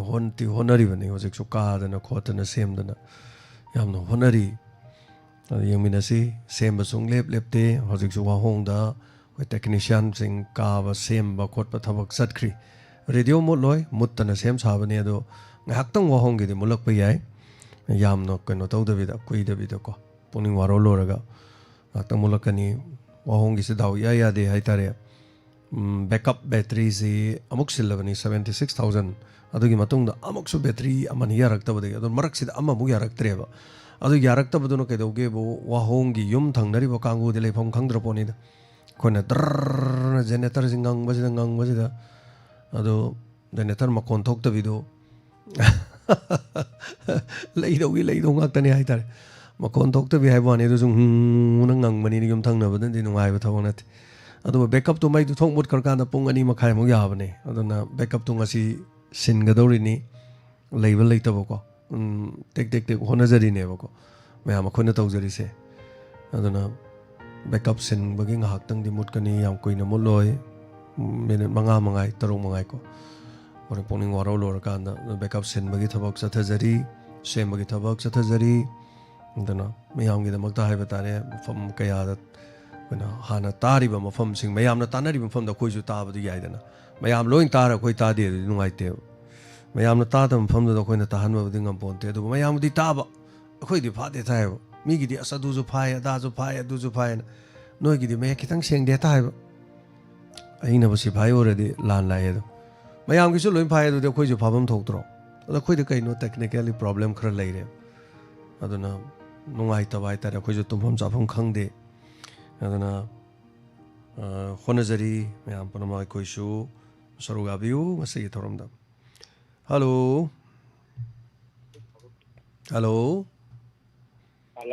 ꯃꯤꯡ ꯑꯃꯗꯤ ꯂꯩꯐꯝ ꯇꯥꯛꯄꯤꯌꯨ ꯑꯗꯣ ꯆꯥꯏ ꯊꯧꯕꯥꯜꯗꯒꯤ ꯇꯧꯕ ꯑꯣꯏꯕꯤꯔ ꯀꯩꯅꯣꯝꯇ ꯑꯩꯈꯣꯏꯒꯤ ꯈꯨꯠ ꯁꯤꯡꯂꯥꯏ ꯍꯧꯕꯁꯦ ꯃꯁꯤ ꯀꯩꯗꯧ ꯐꯒꯗꯤ ꯅꯪ ꯇꯥꯕꯤꯔꯒ ꯇꯥꯕꯤꯔꯒ ꯈꯨꯠ ꯁꯤꯡꯂꯥꯏ ꯍꯧꯕꯗꯤ ꯑꯣꯖꯥ ꯀꯔꯤꯒꯤꯅꯣ ꯃꯣꯔꯣꯛ ꯃꯦꯠꯂꯨꯕꯒꯤ ꯁꯤꯡꯂꯥꯏ ꯍꯧꯕꯗꯨꯔꯣ ꯑꯗꯨ ꯀꯔꯤꯅꯣ ꯑꯗꯨꯃꯥꯏꯅ ꯇꯧꯕ ꯑꯗꯨ ꯁꯥ ꯂꯩꯔꯕ ꯅꯠꯇꯦ ꯁꯥꯕꯁꯦ ꯃꯁꯥꯒꯤ ꯚꯤꯇꯥꯃꯤꯟ ꯋꯥꯠꯄꯒꯤꯁꯨ ꯇꯧꯏ ꯈꯣꯡꯗꯤ ꯁꯥꯗꯕ꯭ꯔꯣ ꯈꯣꯡꯗꯤ ꯁꯥꯗꯦ ꯈꯨꯗꯝꯁꯦ ꯈꯨꯠ ꯑꯅꯤꯃꯛ ꯑꯗꯨ ꯈꯨꯠ ꯁꯥꯔꯤꯁꯦ ꯑꯩꯈꯣꯏꯒꯤ ꯃꯣꯔꯣꯛꯀ ꯄꯥꯏꯔꯨꯕ ꯃꯦꯠꯂꯨꯕꯗ ꯇꯧꯔꯤꯔꯥ ꯃꯣꯔꯣꯛ ꯃꯦꯠꯇꯅꯔꯣ ꯃꯣꯔꯣꯛ ꯄꯥꯏꯕꯗꯤ ꯑꯩꯈꯣꯏꯒꯤ ꯏꯟꯖꯥꯡꯗ ꯃꯣꯔꯣꯛ ꯈꯤꯇꯪ ꯀꯩꯅꯣ ꯇꯧꯅ ꯍꯥꯞꯄꯗꯤ ꯀꯩꯅꯣ ꯇꯧꯕ ꯁꯥꯕ ꯍꯥꯏꯗꯣ ꯍꯣꯏꯅꯦ ꯑꯗꯨꯗꯤ ꯄꯨꯔꯥ ꯁꯤꯡꯂꯥꯏ ꯍꯧꯕꯅ ꯀꯧꯗ꯭ꯔꯦꯅꯦꯀꯣ ꯑꯣꯖꯥ ꯑꯗꯨꯗꯤꯀꯣ ꯁꯤꯡꯂꯥꯏ ꯍꯧꯕꯗꯨꯗꯤ ꯃꯣꯔꯣꯛ ꯃꯦꯠꯄꯗ ꯁꯤꯡꯂꯥꯏ ꯍꯧꯕꯗꯨꯗꯤ मोरोक मेत्रिङैदुदा मोरोक मेत्कदब खुत्तुदा अचाथाव हाइतारेको चथाव खितंग पाइरगा हाना खुत्से दुम नोइथोकपा फजना अदुम फजना कन्ना नोइथोगो कोइ तुकोंग जिदा ngasa अचाथावदुना लोइन चंग्रगदि होरे मोरोक तो समाइ तौकान चंगब ngamde samna हाइबदा अचाथाव तैग्रदि कोन इसिंग चंगकपदा इसिंग थावगा यानादबदो अदुमाइना चंगब ngamde अदुदि खुसासिंगदा हाइबा तारे अदो जागिदुदि फजना अमतंग डॉक्टर अमतंग दि येंगबना फदौ माले तंगाइ फदना स्किन गे डॉक्टर अमदको करी लेरिनो हाइदना अमतंग येंगथोकपिबदा कानादौ माली एनी स्किन गे डॉक्टर अमदा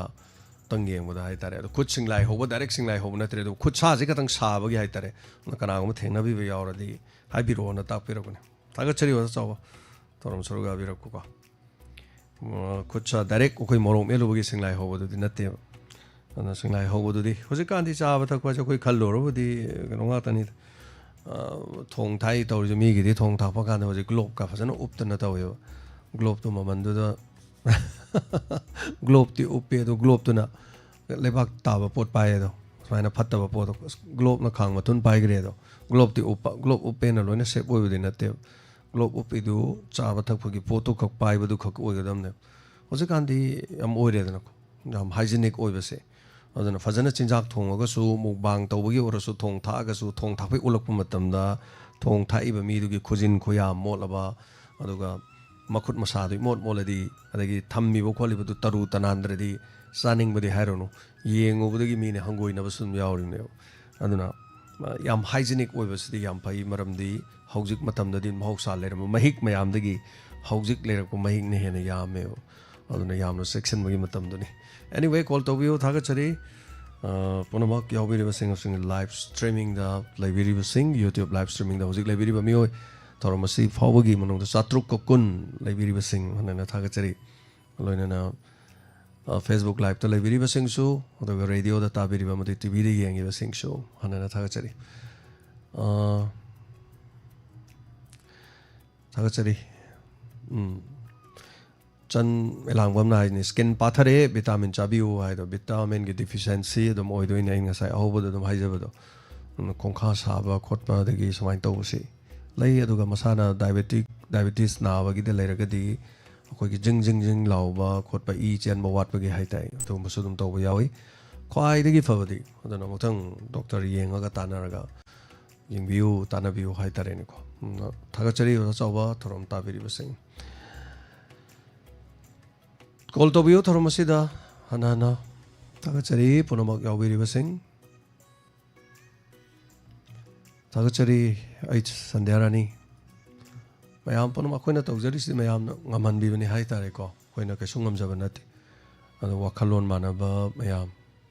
नुसिबने से बाबूसिना आइगा फोटो अमता कामिनसे हाइरक्तरा मान फोटो अम कामिनबा हाइतारे आइ भिडियो नंबर याउद्रे ना हाइरक्तनको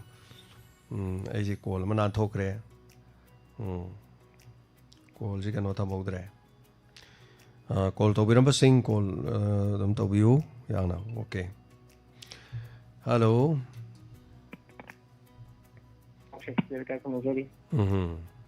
ताबिरिबा मैम पुनः सुका खनजरे याम मणिपुर डेंगी की कोई अनाब याम हेंकनले हाइबा पाउ खंजे हाइतारे पाउ चेदा दुना डेंगू अमु लाक्सले कोविड अमु खरा फगरे ना याम नानरोगा सियोमति सियौद्रे डेंगू जिंगामी अमा लाई हिजबै पाउ अमु सुतारी चपचाबदी कनादा करा वाइदा नागे हाइबजे मयाम ना तुम खंगनारमनि हाइता अमांगी दुना डेंगू लाइना दगी ngak thonaba cha yam kana section na hona biu mayam na phagraba parang ngak ni hain khamjadi hambada अगर नारक की अवाब लेना हम खसु है बदेंगु आई नारक की बने खंजे की है ता दुगानी सुविधा या म साइ की कोलर मन हाइब मपान की मदु आई वoi वाखन दा सजेशन अमतंग पिजौ हारगदी महान या मन थंबी ग्रे को नि अमदा खंगदना असा खंगदना करी मरम की चलु की दुइबनो वाहंग म थोकले चाउन है ता अदगी चलुरगना अदुमाइ लेरमगना करी मरमदगी अमु खोजि नुवाइतब फोंदोरइबन मतमदुदा फोंद थांजनजिङाइदा खलौब करी काइगे आइबदि अरैबना थाइना ngaiदा लैनेदा नुपी पंगोल लोनबै वानि हौगि मतमदगी होय तौदब बुदि नतेको नुपी दं आउसेब नुपा लैतब नति सेंगा कांदा नुपी लोनबजे अरैबना हौदोप नुपी यम खकने हाता nupa makai aduna masi yam phattaba ma khangne aduna yam phattaba thabak sige ko yari makai support su toidabane andare ja adumai thamjage haitare duga mapan lamplai grabani madu manungi mi ka haijre badidi hojik manungi mi phana na yam kan hona ri aduna upai phongal le aro aduma di haitare aduna ngamagadi thambiramo khaina tho aigi oda suggestion ko natragadi punsido aduma dudaida aduma lenbi batare kema thamja aduga yamba ani ahum subo phamam ka tanga thamjauge koi hojik si ngahamusu sima sa ani hat ki bagi matang jen wa ina pa duna dum moira me maram na kai dino ha kanda machan pa pok to baini machan pa pok padu bu ni duna han ga dra ha ni da nupa mahana xy de pu pada y de pu thro pa pangan kan dra ga nupi do tai nai do kai dino ba adun nupi to pa mana khiren khala ga jo angang nupa sunya ga ro go mo da kai dino da ma di power do x na dum kan ba hen gre adu si din nupa ga choi ne ma sa ji ko jel da bu di lai ram ni ko ji pu di adu machan nupi ani do kari oiram doi ma pa dugi kano du da haita samai to na koi da hoji po da su lai hai ga ju khangha da ba khangna dum pi da tai na ba mi lai ta ba na te ba mata yaw da ba judi madudi nupa gi na tra na pi ga choi ba lai ga yaw tra ba ko du bu te aduna ta nupa po pi ga nupa da na pi ha tu ai du ta ba da yam na ning bu phau ya haita kim tang tham ja ge yam tha ka Thawasari Shakespeare nupa poi nupi poi masigi kenose aina so mamang da sandok chagi ba tayai gi series ke ada so dum hapcha garam de hai tai sigumagi mayam se asoi ba kana gi no taina bana kari gi to pa taina ri uchari ba se nanaw ning thojong gi family gi hai tare mafam do chacharu bagi nahan gi video do ni punmin naru rabani na theng naru rabani na mapok sidai khoisu inaw duga haiba dai inaw dugi fadana family punna koina imung mari da haiba tare aduna koina yaw yawraba khoida bu pullaba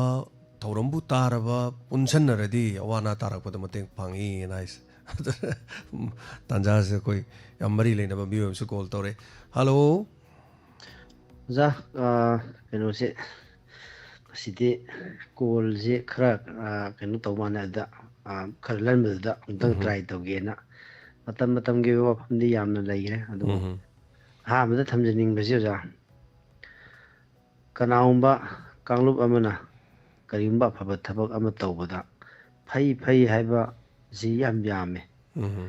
haribadu di auksambada thuidong mang haibasi ai ham thajege aduga ishwar si ahing tumde do nomagi afabam chagera patam chagera si adum khalalle afaba sabre patab jahaloi adigi afabam tawredana patam tawhaloi afabada paisa chaledana patabda paisa chaloi tamjani mafamdi nisa chabada paisa chalhanbana haksang mangaga manung samaj kangkhongchai aduga paisa ari manda chalhalibaduna awa anada tingbang iba taragadi adong ya awa badasu mateng pangla paibase masidi soidrabani aduna nisa chari basing liver cirrhosis nakanda benderna tupa du pangkre habasi uda tade ko ja aduga thamin jamin ebe mayamse mamana bama ek na badane yu thago masin hangnadi adigi akhoi jada chabi ma kesana re jada chabi hangnadi masi masana masada dum maranji lejabane ba ne yaragadi koi phattaba sinjak chaba da wi paisa yawna mangan gumje khaji karaki wafam nate karor ni mangan leje atna chagre ne kwa du nataba kari usi peketa hanbido talo maduga semi ba kwa je ja uru budne koi gi kwa je chappada khwagi phattaba apumbado madu mayang khom lai ne madu idu koi sunuga talabka hapchalaga keno hapchalaga sembor mane ko kwai phattadunu semane ba si maamda thamjage ari subudana lambi gi wafam je aina ngasi facebook ta thagale manipur gi tampagi kendra nifuji lambi phattabagi competition tawbuda ꯀꯔꯝꯕ ꯀꯦꯟꯗꯅ ꯐꯥꯁ ꯇꯥꯒꯗꯒꯦ ꯁꯦꯀꯦꯟ ꯇꯥꯒꯗꯒꯦ ꯊꯥꯔ ꯇꯥꯒꯗꯒꯦ ꯀꯃꯦꯟ ꯄꯤꯌꯨ ꯍꯥꯏꯕ ꯑꯗꯨ ꯂꯝꯕꯤꯁꯤ ꯆꯥꯎꯔꯥꯛꯄ ꯐꯖꯅ ꯐꯠꯇ꯭ꯔꯦ ꯐꯥꯁ ꯇꯥꯅꯤ ꯍꯥꯏꯕ ꯉꯥꯛꯇꯪ ꯍꯥꯏꯕ ꯐꯤꯕꯝ ꯂꯩꯔꯦ ꯑꯗꯨꯅ ꯊꯝꯖꯅꯤꯡꯕ ꯃꯐꯝꯁꯤ ꯑꯩꯈꯣꯏꯅ ꯂꯝꯕꯤꯁꯤ हाईवे खत नते लंबी से लेरक state highway district highway IVR ma'am लेरीको तमनई मफम से हंदक अखोई इसिंग चावबसिदैदा अखोई प्रजा की असोइबना लंबी से फलंदा हाइतारे थाइनदी कोई अहल लमनजिंगिना कोई नोंग तारतिंगी ममांगसी लेपन ताकतबा लांगहोंग तौथोकपा कैदौबा मसी याम कन चतरमे अदुना अखोई IVR रोड गुम्बा सुगुम्बसिदा अखोई ड्रेन जी फतदना ngसाई इसिंग खितंग तौबो इसिंग थुम्बा उक्रू सेंगोक्तबा कोइलासका इसिंग गसिदि ओजा पगनदि चंप्रागा हैगा लायोग पगनबदबगुमनेबा अदुना मदु कोइलाससे अखोई फुट अनि थारा थारजु इसिंग जिबु चंगरगदि उपाय लेते अना थमजनी वफमसे लंबी फनबा हाइबा मतम सिदैदा चंगिबसे अखोई कोइलास थाबा लाकपा काजिदजु खरा मियेंग चंगबा अदुगा समना उजिक केंथारोसी अखोई कइनो ताइनफमदगी अखोई मुस्लिम ताइनफमदगी अहानबदा तेंथागी सरुकसिंगजे मा अयाम्बा मु कइनो तौरगा रूलर तौरगा MLA सुजु कुमार ने रूलर पिबिरागा मै तोम लेखे मरदसु चेंगरे हंदकी सुमु तेंथागी अखोई 407 मयाम लेइ मदुना तौरगा अखोई अमुकसु सेमखे अदुबु ngसाई कोइलासता लेबाकना कइना मेनबनिना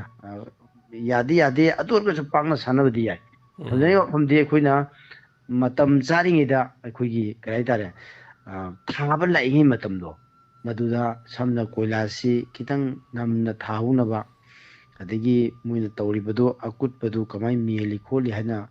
हाइफेट यंगौबगी तंगाई फदबा अमसु लैबा अदुगा ngसाई अखोई कइनोदि हाइरोनो ngसाई खुंगंग अतेते हाइरोनो इम्फाल मनुंगसु फजना फतेने जा मनुंगसु खरा खतनी फबा अखोई याम थेन फतबा अखोई कइनोगी प्रताप के होंदगिना सोम बसजिरो का तावेगा तो याम फतेबको अदि अदुन सुम खुदुंग थिबा कयामा अखोई गे थोप याबा लंबी जुइ लै अदुना लंबी मतंगसिदि अखोई प्रजाना ngसाई सोइरिबसिंजु थमदबा हाइब तारेने यंदा उई कइनोदा कारेम बिखोकी दमा उई अदगी अखोई ओजा होई अदाइदु सेम हंगे हाईवे सेमपुदि लंबीदि फरे बोजा अखोई लेगाई खरदि इसिंग दे लुप को दौरे अखोई लमिंग लाइसन लेगाई अदुगा तेंथारो ताबई से मसी कमाय तौगिबो थाइंदि ओजा मसीगी थोगा ताइनबि ड्रेन लमा लेरमी मसीदा अखोई कइनो इकंग थोबा कांदा ड्रेन दो कइनोना MLA ना JCB का थारा इसिंग पुरमे अदो कमाई तौबनु खंदे वांजिंग बाजार सी अदगी वांगबन स्वाइदगिदी सुंगई लेगिद्रे लबुक इसिंग ताबदुन अमनी अदुगा वांजिंग बाजार सी अखोई बाजार सी मनुंगदा कोंकुत लेगिरेबा अदुना मसीगी इसिंग मैम ओजाई दु ड्रेन सेमदो माले अदुना मसी ड्रेन की प्रपोज से याउदबदगी लेकाई खरदि ओजाई दाइसो दुम तोरमदो माले चेंदगिदो लबुक केदि चेंदगिदो मैम सी अमत सेमबिरमदना मसी पूरा अखोई लंबी दि फरे अदुबो लेकाई खरदि इसिंग दि लुप को दौरे हाबि फिल्म द लै अदुना मसी मनी लेनबसिन अमतंग ताबिरगा ड्रेन जी अते ड्रेन जी हापदों मै लै अदुबो नेशनल हाईवे की अयाम्बा खरै तारे सरुक अखोई कइनो तौबसिंग जी हापदना मसी याम न फिल्म चादन लैले मसी मरी लेनब डिपार्टमेंट सिना अमतंग कइनो तौबिरगा हापिरगदि हारिबसि फागने हाबो हमसिमा थमजरगा तिनजगे जा थागचरी ओजा खोंजोंगिदि ना गेट की ड्रेन जम तापमद्रे मी अते लमगिदि खरा तुम हापे अदना खोइगी सिगी मयामनसु कंप्लेन तौरगा मखोइगी सेममिबा मदुगी लंबी सेम कांगलुपता हाइतारे मदु कंप्लेन तौबो लेरमने DC यौनगिदना लंबी दी फजन सेममिदो नाकंद ड्रेन से सोंगाव यारुमदा कोना लाखेदुरदि खंगते खोनि यंगदि प्रोजेक्ट तो दे याउति अदना अंगपनि ओजाउ जिन तापिरि वफम से हाइताय थैंक यू ओजाउ जे थागचरी इनाउ बोमेश्वरगी मनाक्तमु चचरुगी हाइतारे अदना पुनमक कइना फैमिली मरीदा खजि ngमजबनी खजि कितंग मतेंग पांगजबनी यामनति मतिक चाबम तनति हाइताय अदुगा एक्सीडेंट असिदि तमंगमदे extend the inaug se magi rib saru se thabak ke se hai tar adun ma se lok khu khu dun le oi aduna koina takti anaba su yamani na hai tar loi na mathang khai ba da thung na ba khai ba andai na haram se lai ngo phana na ba honaro tangai phadra di mateng pa kani adune koina diamond donors yaw bogi member mo oi bogi kana ba se kari no har di oi kana go man hai kana ba lo jaro ko kana ba lo jaro kana ba lo ba ji khudong thi ba ta do rim ne adu bu tambang am de koi me ve lai bakti ko aduna tha chari hello me ngam de lai from hai bi se hello sir ai kong pan da kin nong thong nang bi ton ta pe ngam bi to kare ha be ni ai ngai ba wa kharap kan ja gen ta ja ni ta pe diamond family gi jini naw mayam ko family amagi mung dawna yamna nungsi bi ba hai tare sa ai je te khara te ko dagi te khara lai adagi khura dagi te subita ko ade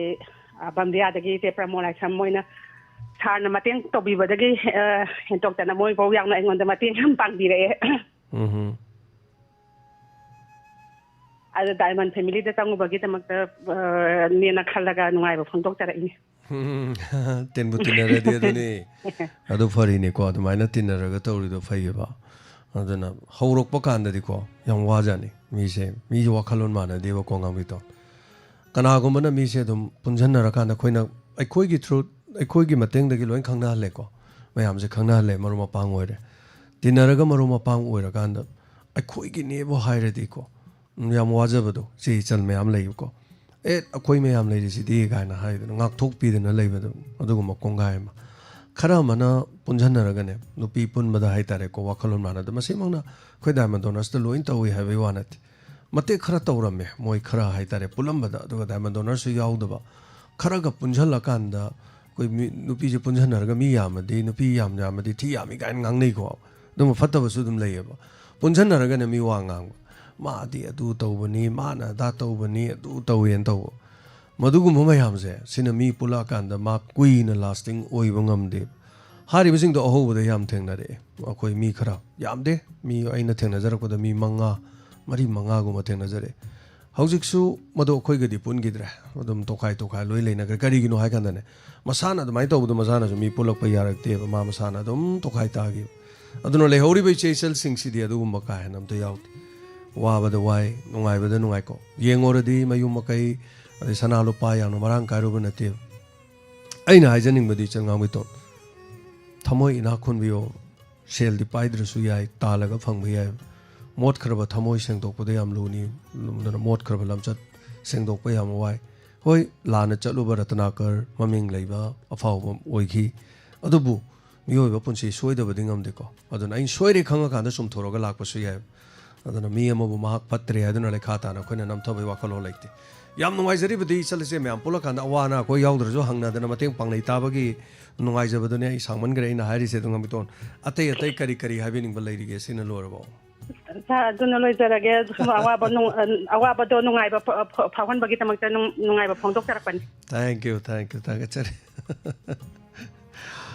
khana baga chaina baga hamba ko as amaga madai di wafang na baga kai do to hojik tem nungai re adu mam ta leitra ponging inge hai tare ko aduga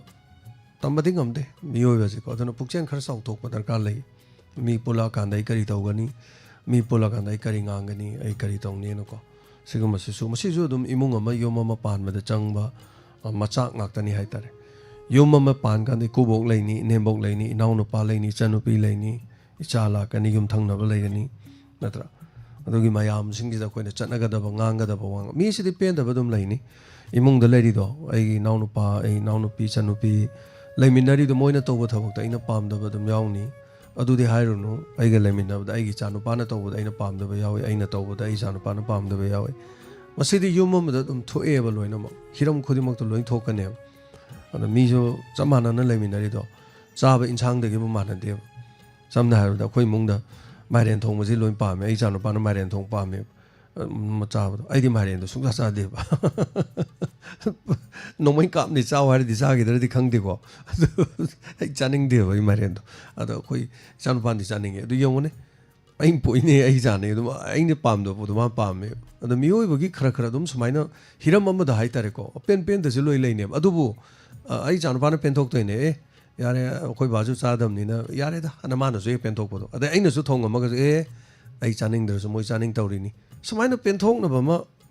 ꯂꯩꯅꯒꯗꯧꯅꯦꯕ ꯄꯨꯟꯁꯤꯁꯦ ꯑꯗ ꯑꯩꯅ ꯂꯣꯏꯅ over rule ꯇꯧꯔꯒ ꯂꯣꯏ ꯄꯥꯏ ꯌꯥꯄꯣꯟꯇꯦ ꯌꯥꯅꯅꯕ ꯆꯠꯃꯤꯟꯅꯕ ꯌꯥꯅ ꯆꯠꯃꯤꯟꯅ ꯇꯥꯔꯦ ꯂꯣꯏ ꯍꯤꯡꯅꯕꯒꯤꯁꯨ ꯃꯆꯥꯛꯅꯦꯁꯦ ꯌꯨꯝ ꯑꯃꯗ ꯇꯧꯔꯤ ꯊꯕꯛꯇꯣ ꯃꯌꯥꯝ ꯄꯨꯜꯂꯛꯑꯀꯥꯟꯗꯁꯨ ꯁꯨꯃꯥꯏꯅ ꯇꯧꯗꯣꯏꯅꯦꯕ ꯑꯗꯨꯅ ꯑꯩꯅ ꯍꯥꯏꯈ꯭ꯔꯗꯤ ꯂꯣꯏꯔꯦ ꯑꯩ ꯄꯥꯝꯃꯗꯤ ꯄꯥꯝꯃꯦꯅ ꯁꯨꯃꯥꯏꯅ ꯁꯨꯝ ꯆꯠ ꯇꯥꯔꯗꯤ ꯑꯩ ꯃꯤ ꯑꯃ ꯂꯩꯔꯛꯑꯣꯏꯕ ꯑꯗꯨꯅ ꯃꯤ ꯄꯨꯟꯕꯗꯁꯨ ꯍꯥꯏꯇꯥꯔꯦ ꯄꯨꯟꯅꯅꯕꯒꯤ ꯌꯥꯁꯟꯅꯅꯕꯒꯤ ꯑꯦꯗꯖꯁ ꯇꯧꯅꯅꯕꯒꯤ ꯄꯣꯖꯤꯇꯤꯕꯤꯇꯤꯗꯣ ꯄꯣꯂꯥꯏꯠ ꯑꯣꯏꯕꯗꯣ ꯌꯥꯝ ꯋꯥꯡꯒꯗꯧꯅꯦꯕ ꯍꯜꯂꯣ ꯃꯤꯡ ꯑꯃꯗ ꯂꯩꯐꯝ ꯍꯥꯏꯕꯤꯁꯦ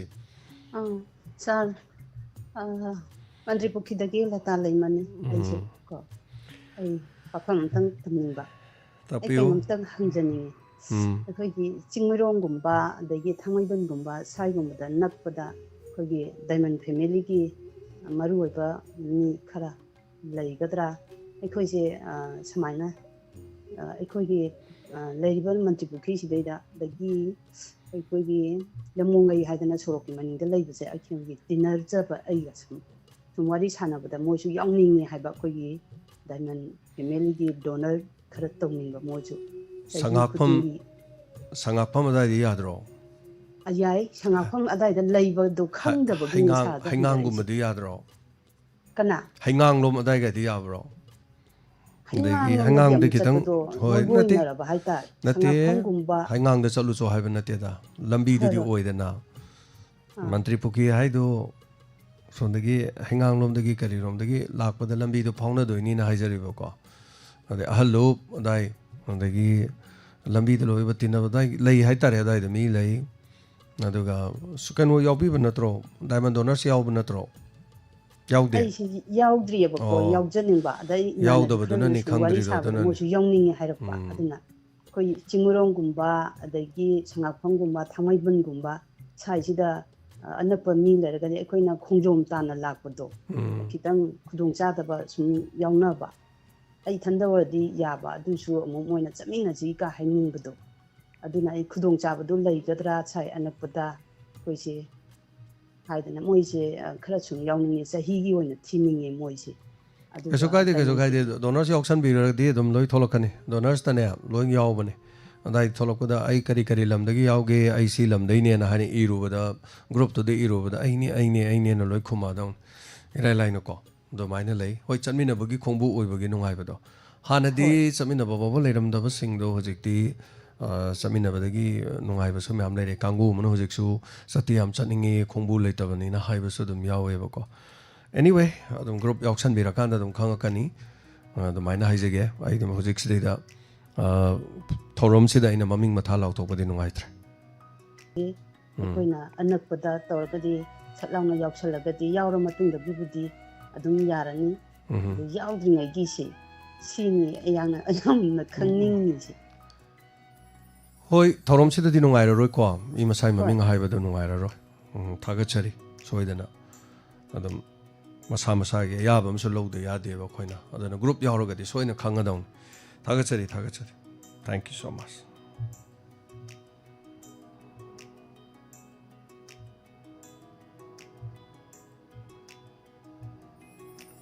ꯈꯪꯍꯧꯗꯦ ꯃꯇꯝꯗꯤ ꯑꯗꯨꯝ ꯆꯠꯈꯤꯕꯅꯤꯅ ꯆꯠꯈꯤ ꯃꯤꯅꯤꯠ 15-16 ꯍꯦꯟꯅ ꯂꯩꯖꯔꯤ ꯊꯧꯔꯝ ꯑꯁꯤꯗ ꯁꯔꯨꯛ ꯌꯥꯕꯤꯌꯨ ꯅꯨꯡꯇꯤꯒꯤ ꯁꯟꯗꯣꯛꯆꯕ ꯊꯧꯔꯝꯁꯤꯗ ꯍꯜꯂꯣ ꯒꯨꯗ ꯑꯐꯇꯔꯅꯨꯟ ꯁꯥꯔ ꯃꯤꯡꯒ ꯂꯩꯐꯝꯒ ꯍꯥꯏꯕꯤꯌꯨ ꯑꯩ ꯁꯥꯔ ꯃꯌꯥꯝ ꯏꯝꯐꯥꯜꯗꯒꯤ ꯇꯧꯕ ꯀꯃꯟ ꯇꯧꯅꯤ ꯁꯥꯔ ꯀꯔꯤ ꯂꯝꯗꯒꯤ ꯍꯥꯏꯕ ꯑꯣꯖꯥ ꯈꯤꯇꯪ ꯈꯧꯅ ꯍꯥꯏꯕꯤꯕ ꯌꯥꯕ꯭ꯔꯣ ꯃꯌꯥꯡ ꯏꯝꯐꯥꯜꯗꯒꯤ ꯆꯥꯎꯕ ꯈꯣꯡꯃꯥꯟ ꯇꯥꯕꯝ ꯁꯥꯔ ꯑꯣꯖꯥ ꯆꯥꯎꯕ ꯉꯁꯤꯗꯤ ꯀꯩꯒꯤꯅꯣ ꯈꯣꯟꯖꯦꯜ ꯌꯥꯝ ꯇꯞꯄꯤꯅ ꯀꯩꯗꯧꯔꯦ ꯁꯥꯔ ꯅꯨꯡꯁꯥꯁꯤ ꯌꯥꯝ ꯁꯥꯔ ꯅꯣꯡ ꯍꯦꯛ ꯇꯥꯔꯒꯅ ꯈꯔ ꯏꯪꯉꯤ ꯁꯥꯔꯒꯗꯤ ꯑꯁ ꯅꯨꯡꯁꯥꯗ ꯁꯥꯏꯗ ꯁꯥꯔ ꯑꯧ ꯉꯁꯤꯗꯤ ꯌꯥꯝ ꯌꯥꯛꯅ ꯁꯥꯕꯅꯤ ꯉꯁꯤ ꯑꯗꯨꯅ ꯁꯥꯔ ꯑꯩꯈꯣꯏꯒꯤ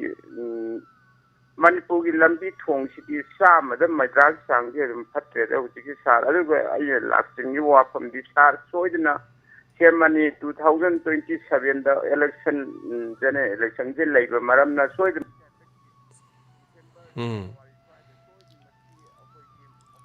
ꯍꯥꯏꯕꯤꯌꯨ ꯑꯣꯖꯥ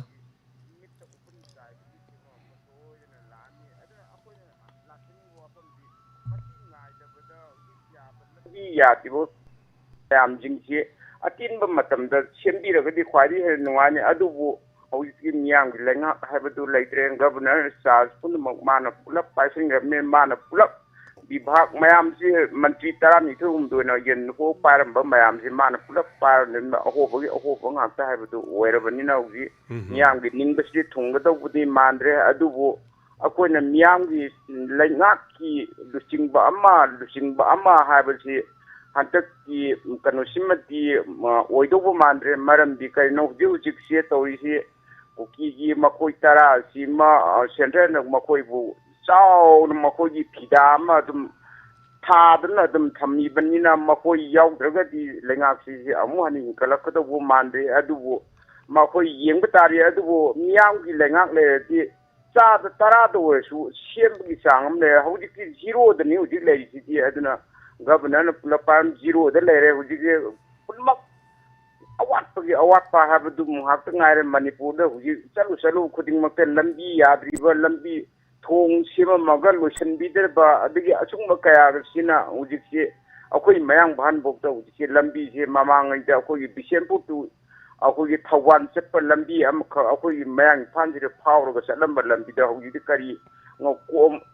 nga yoku yare sar huji mayai chide lambi mayai nga yoku yare bani adu bu akoina lawjeru ga su tabi dauba adi sendi rakta bo mi na sendi rakta bani na akoina kari bu hairu ni aduna akoina mari da kanna hairu ro akoi da fu da pap da oi bu tiba mamukak leibna do huji ayam badi lambi thongsi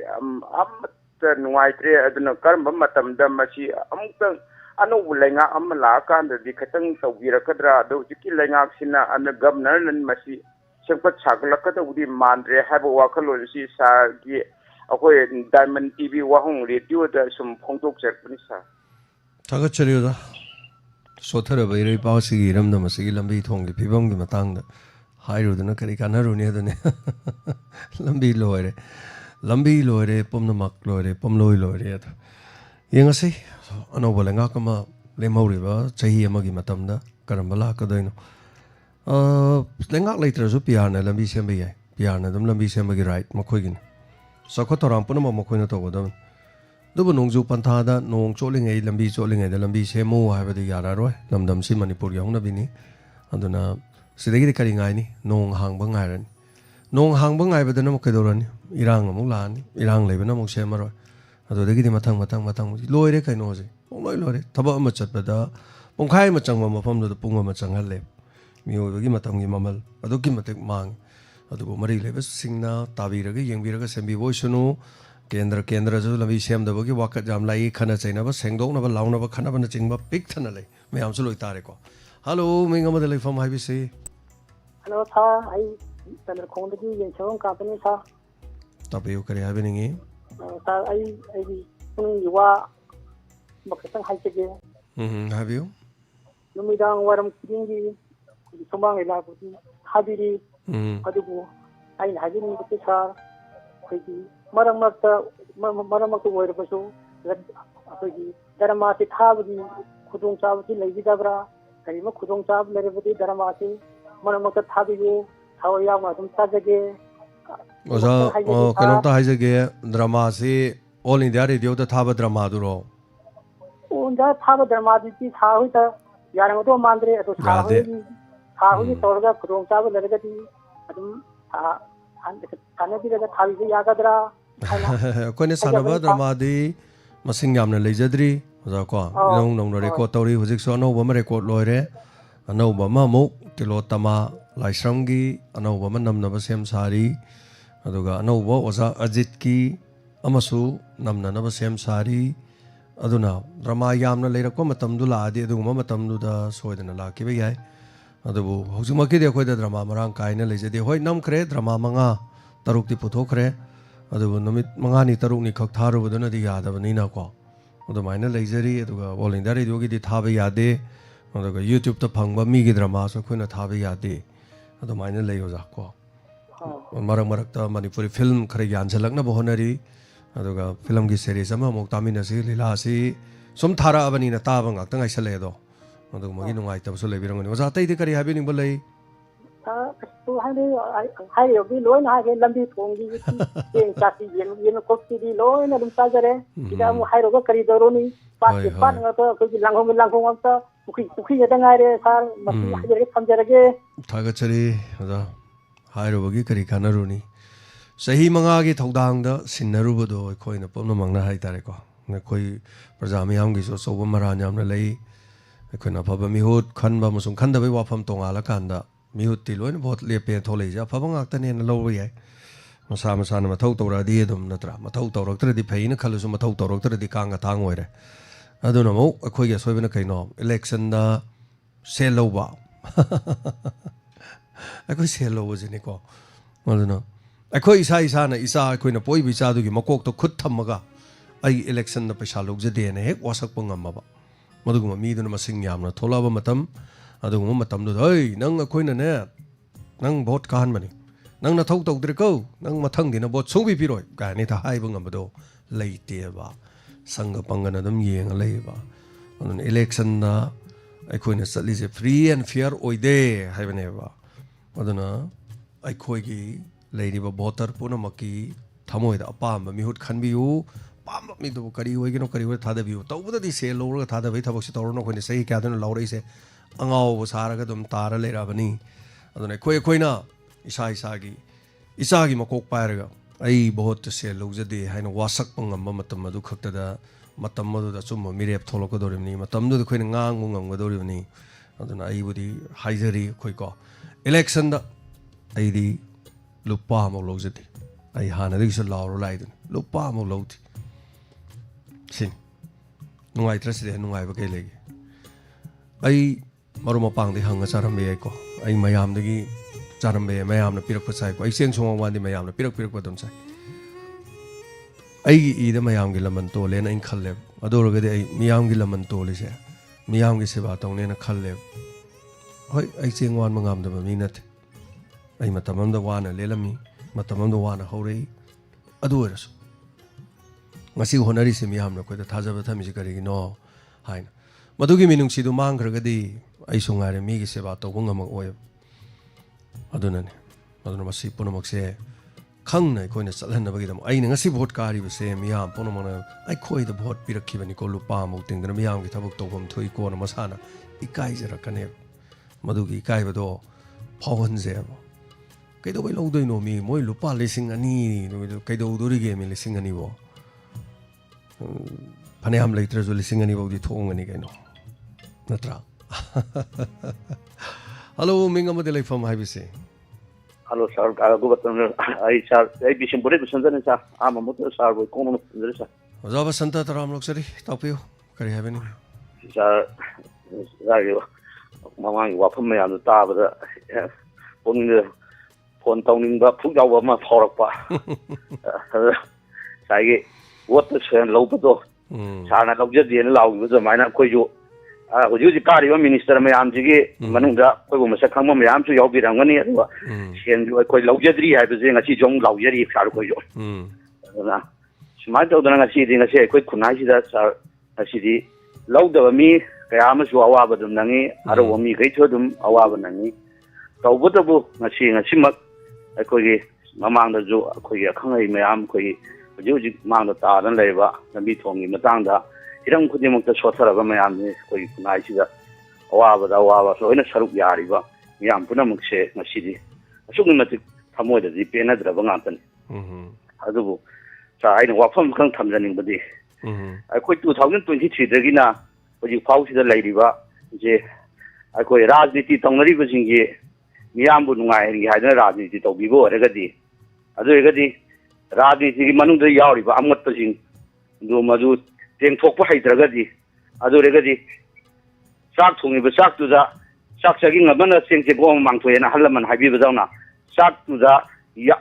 Karigumba, Nungama, Natragana Pomana, Mokoya, Kois. Maduda Queen Sabin White of Badona, Yaragadi Razniti, Tobiri Vizina, Matamjiki Oba, Sanalon Sachi, Miamjiki, Sanalon Sachi, Padina Kangiraga, Miamnunga and Yaragadi, Amutang Madu Tapsaba, I'm your Tonga Padina, Tapsaba, Apunbam, Laubiraga, Tabakito Viragadi, ngasi khunai si da tangnu le cha dan le basi ang tangdi koi ngai le bina ga ha be wafam dum tang tharai thamjaning ba aduga koi ngasi mak shot sa jan le ba koi dam ta tungan matam gi moina budget senja gi ba mayam do budget tu gi mami yim ta de ngasi miyam gi ming da chem gi ba budget mayam do mami yim ta ta bu udab se ngasi ang tangdi karamba matam da tarak do ri bano karamba matam di rang do ri bano karamba kanana refugee no kanana refugee na te ha be पांबीरी Indian union government ना चप चाना मखोई मखुता लेरबनी अदु मखोई टेबन दो Indian की लेरिबा आइखोई लेरिबा citizen मयाम जिबु नुंगाइना बनेना ngasi ngasi muk chatna ngasi lauriba khongiba mayam se india citizen lama oina akhoi ji nungairiba nungaitibra manipur state se kayam chathina sokchal labage sokchan dibage sigi manung da maitai haiba proof se kayam namda birige namda bidabage lambi chalan bai adi basi city jalamagi right to mangal libera phangal libera hai do rajri tobi jing nam tang nei na bi hai bo wahum jing tang thamjaraga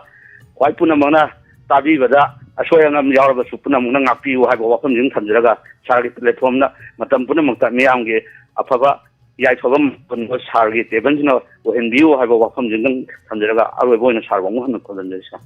tagachari basanta फजब वाफम सिंह हाइतारे कोई की वाखलोन में हम थोपगी मथों कक तारी अदुना हम चुमे अदुना लेमिनसे सिदगिदिको इलेक्शन द सेन जे लौरुगुम जे कनागुमन हाय सेन दि लौथोकदमने सेन लौथोगा पैसा पिरोइदौने सेन दो लौथोगा vote पिरोइदौने hi किदोबै लौदोइनो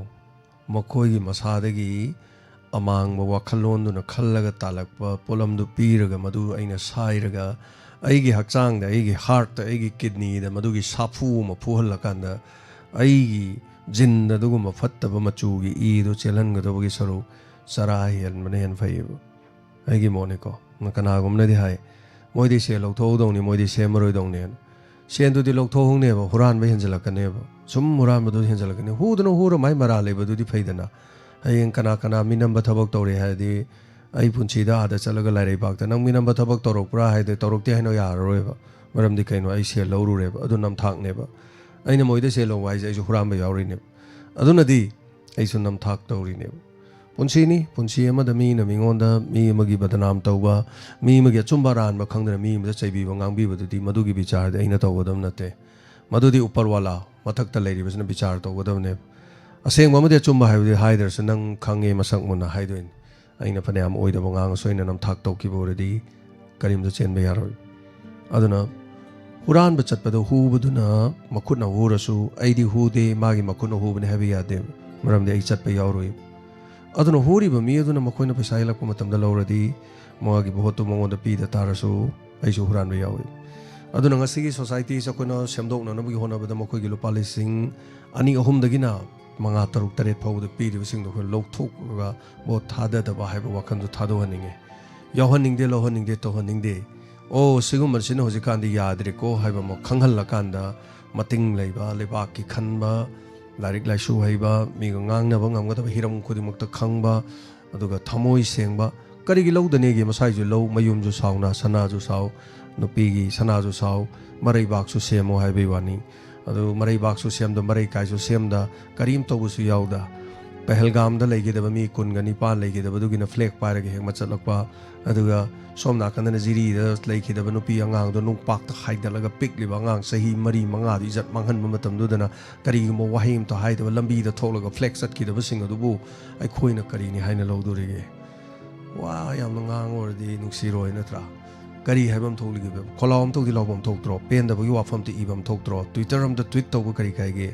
kari harakwa lebi da tholok tru su yaina ke do bu tholok ni thok tru su yadro mi gi media gi da mak to wangang na ba tonga la sen khai na bu to ma le no mai kap na bu tonga na le mating pang na bu tonga na le amaga amaga khun na de amaga amaga chingtha na de ai khoi di khitang tawru da chingtha do ga nam tha do ga wai khu culture da ma phawgat ki dore ma likhat ki dore ne tha horo je chingtha horo je